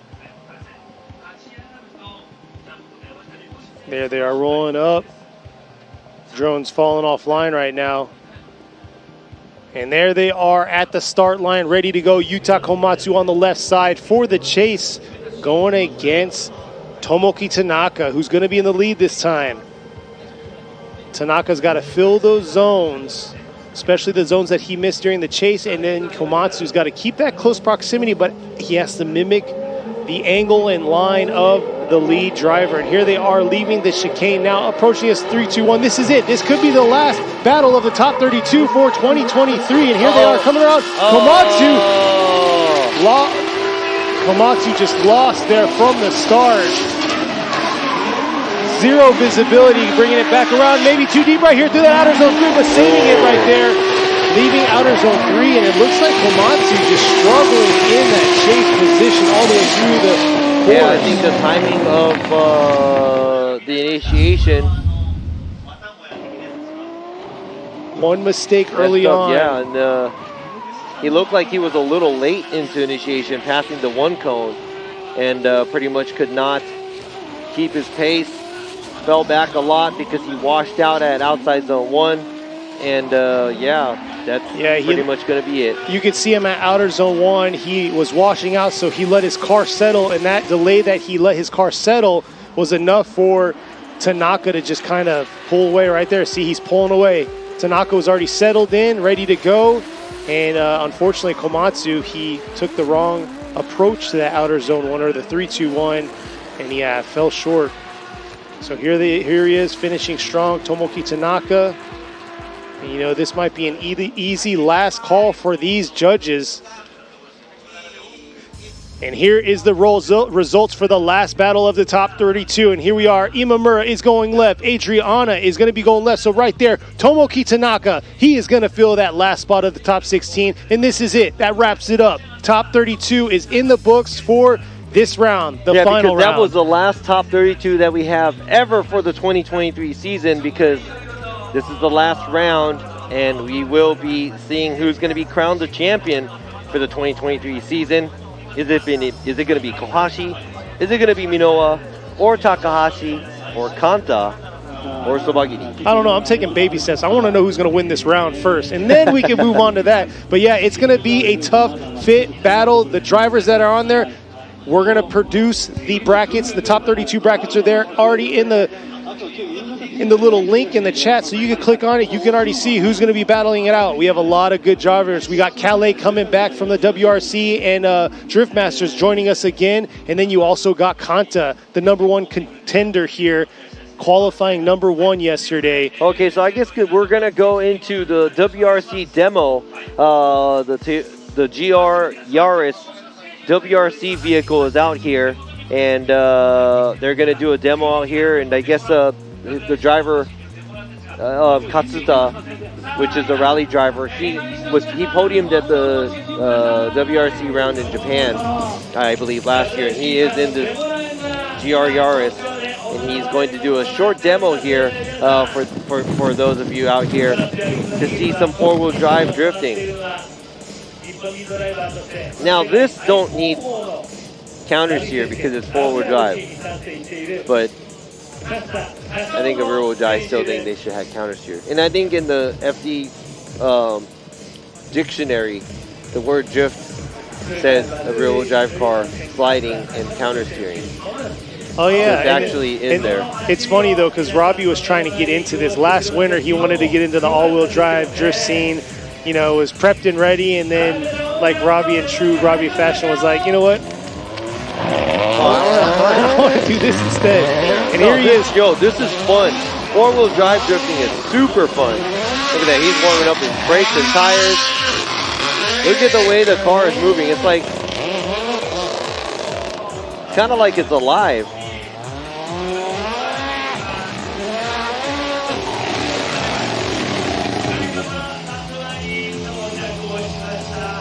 All right, here he is right in front of the judges stand, giving us a wave, about to make it happen. I think they're going to do a quick So here you go, that's Takamoto Katsuta. He's a WRC driver. Look at the vehicle. Super different from setup in rear-wheel drive drifting vehicles, but let's go ahead and check this out because you know these cars drive on all kinds of surfaces. Exactly, and we're about to see him do some insane donuts. He's going to drift this track, the same track these drivers are going in. He's going to go straight into that wall, making it look crazy and easy. So we'll see how this is going to go down. We'll let the car do the talking.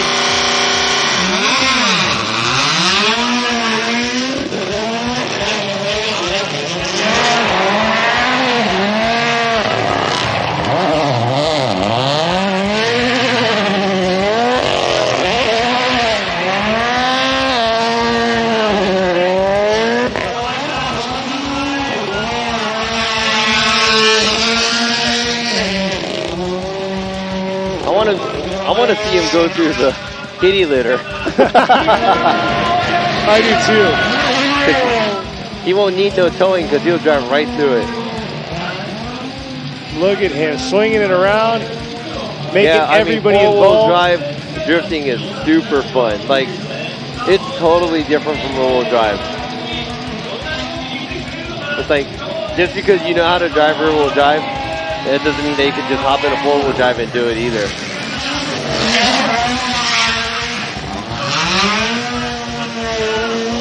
Look at that thing go, the GRR.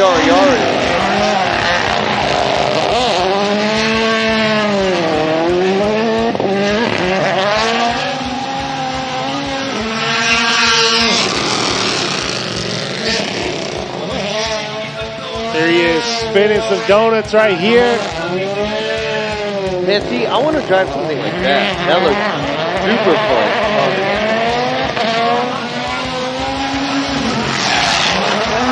Woo!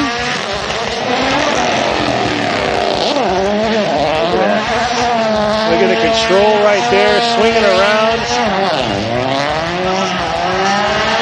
Might have thrown up already, but here he is coming back around, swinging into this outer zone 3 again.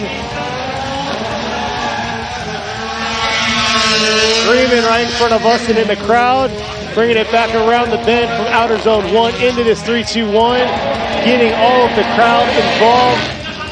Back in front of the 3-2-1 cone here, busting a few donuts in front of them. And look at the ease of that car. It's literally, he makes it look easy, but I'm pretty sure I probably couldn't do half what he's doing.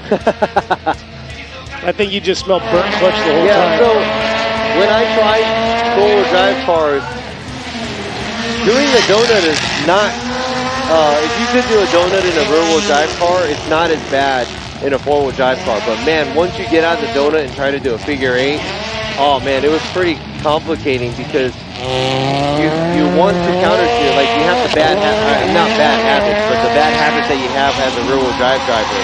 Yeah. And you try to counter steer, so you kind of have to like not do your natural instinct movements when you're driving a four-wheel drive. And it's like, I would have to say it's like 40% different from rear-wheel drive vehicles. So it's something, you know, it's something fun to get into. So I think any form of motorsport with something with 4 tires on it, anything is fun.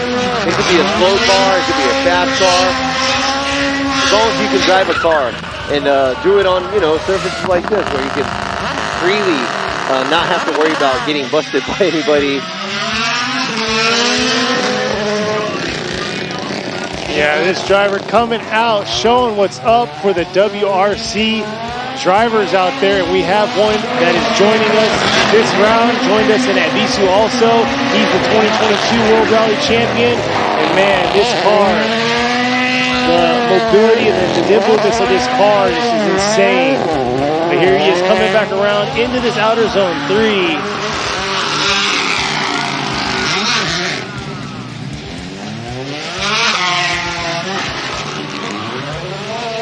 Making this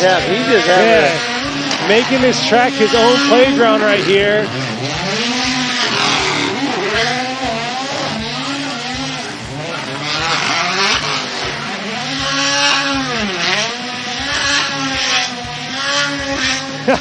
Yes.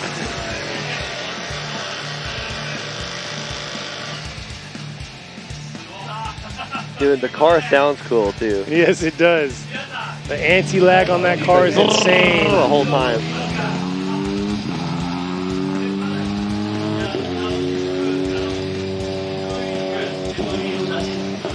It's probably cooling the car down, maybe. Yeah, he's gonna come back. So he did this yesterday during the top 16 of FDJ2. He's gonna give a drive-by to the fans out there. Oh, getting right back into it. He's like, this crowd is funner, I'm gonna go over here.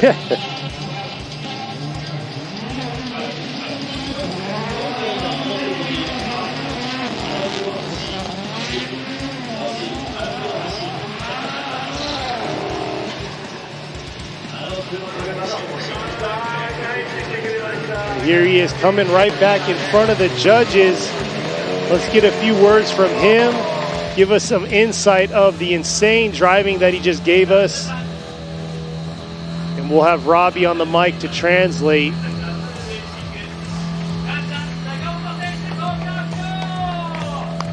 So that is WRC driver Takamoto Katsa.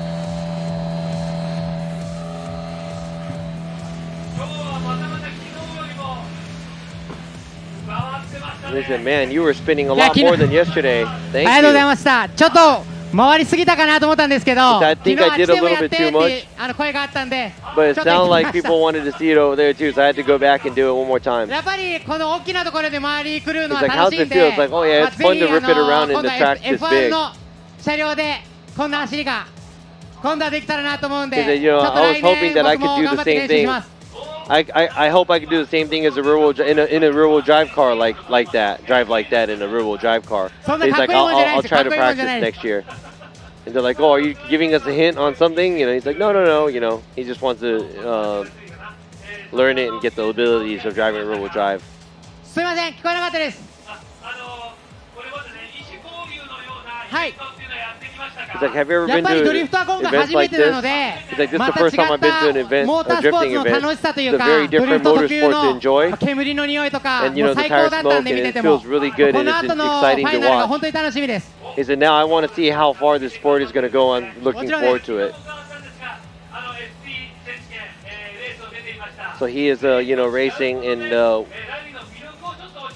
other than racing, he's doing rally now. What's the difference? レースと全く異なる競技ではあるんですけど、やっぱり共通点があって、rally is グリ very ップの中 different で最 too. 大限を生かし、 But 最 there's 大限のテクニックを also 生かして走る。 something similar. ドリフト You も know, 一緒だと思うんですね。 I think it's the same なの as で、 drifting こ too れか because, you ら know, 新世代がどんど driving ん出てくる to 中 the で、 full いろんなカテ and ゴリーに maxing out 僕も your どんどん挑戦 abilities, していきたいですし、 it's the same いろん thing, なカテゴリーを渡 whatever って motorsports 成 it 長 is. する So, 若い選手がどんどん増えたらよりモータースポーツが盛り上がると and 思うの watching で、 the drivers そう and い the う世 young 界に drivers なるよ coming うに up 僕も and これ trying からどん to, どん you 活 know, 躍して do well 頑 in 張っていきたいと思 motorsports っ and て make ます。 motorsports a lot more something for everybody to enjoy is something that, you know, he's happy to see that's happening right now. Thank you for doing the demo.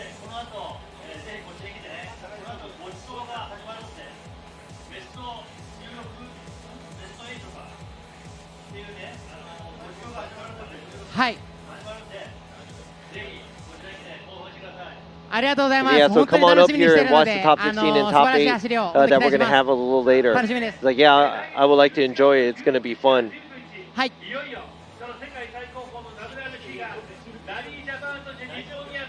And in November, we have Rally Japan and, you know, World Rally Championship we're going to have Rally Japan, so, as a driver that got on the podium last year in Japan, you're going to be able to drive in Japan again. And, he's going to go hard, do my best while, I'm here and driving in Japan. It's like, please come and, enjoy it and come and cheer us on.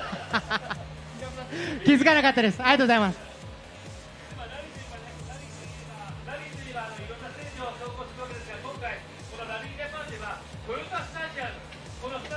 He said, you're going to be driving in different tracks, but this year for the Rally Japan, you're going to be driving in Toyota Stadium. Stage 1 is going to be at Toyota Stadium, or inside Toyota Stadium.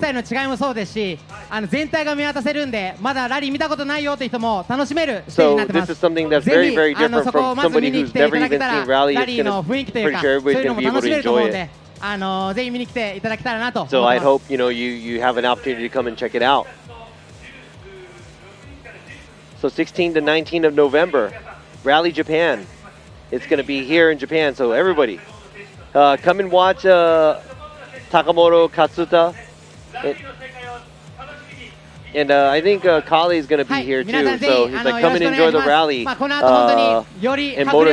And, said, and I think there's going to be, just stick around and watch, because there's going to be a lot of impactful drivers coming up after this too in drifting, so I'm going to be watching it, enjoying it too, so hope you guys enjoyed it as well.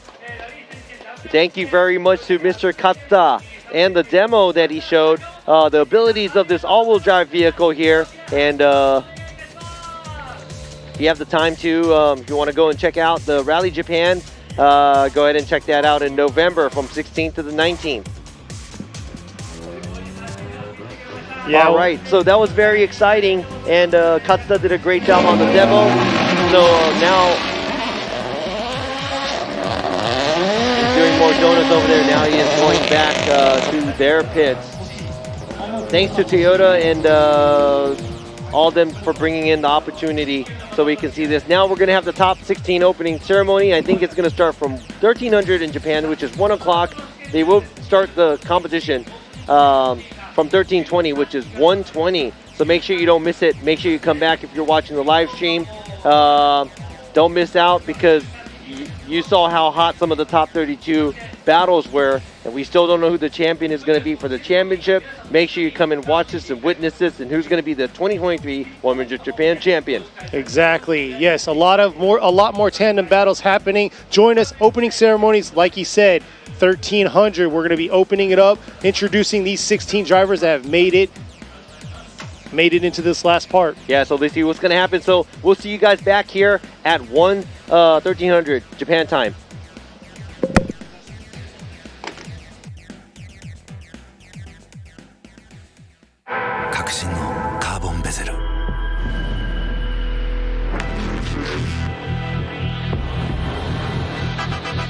Bluetooth 搭載 G-SHOCK カシオ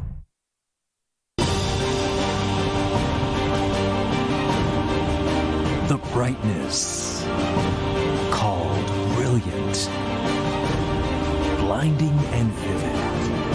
Bounty. 滑りやすい冬道の運転ってとっても心配だからね。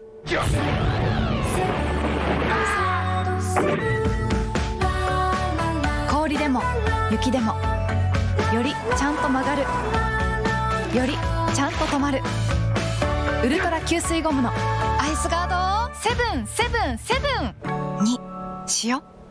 横浜タイヤ。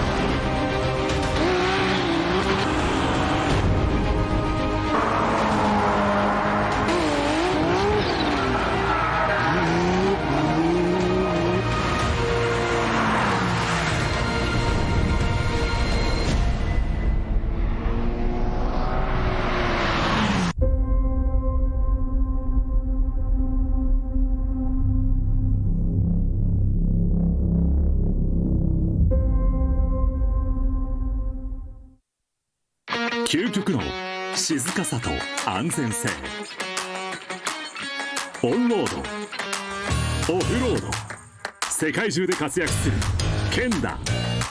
その信頼を支える静音性、安定性と対摩耗性。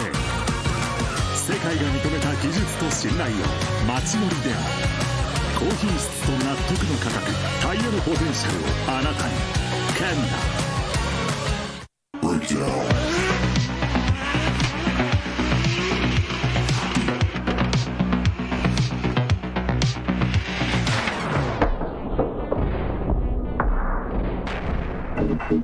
バリのタイヤ。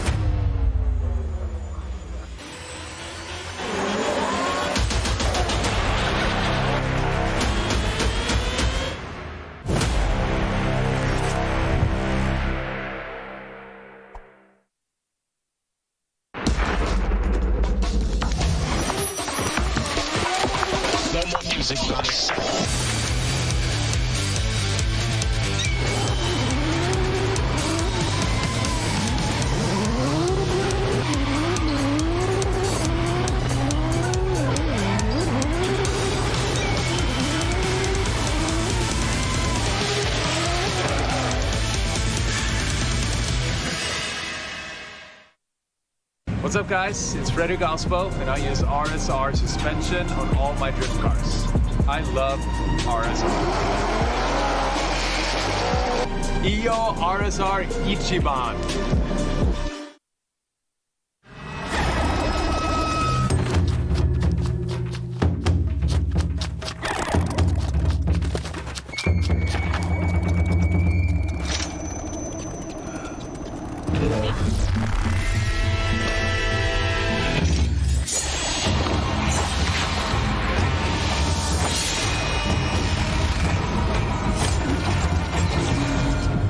Made in Japan. Breed. 7 at a brand new bending unit all the way through, just throws a on the early transition.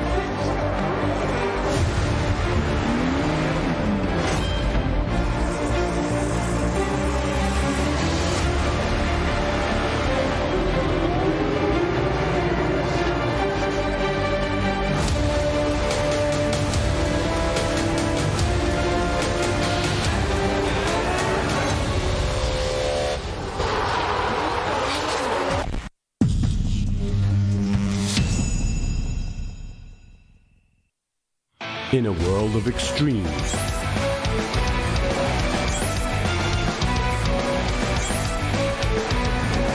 this is where they're refined. The real deal. Cusco. 伝統と革新、小倉クラッチのテクノロジーを凝縮。チャンピオンを取るためのクラッチ。小倉レーシングクラッチ。 WRC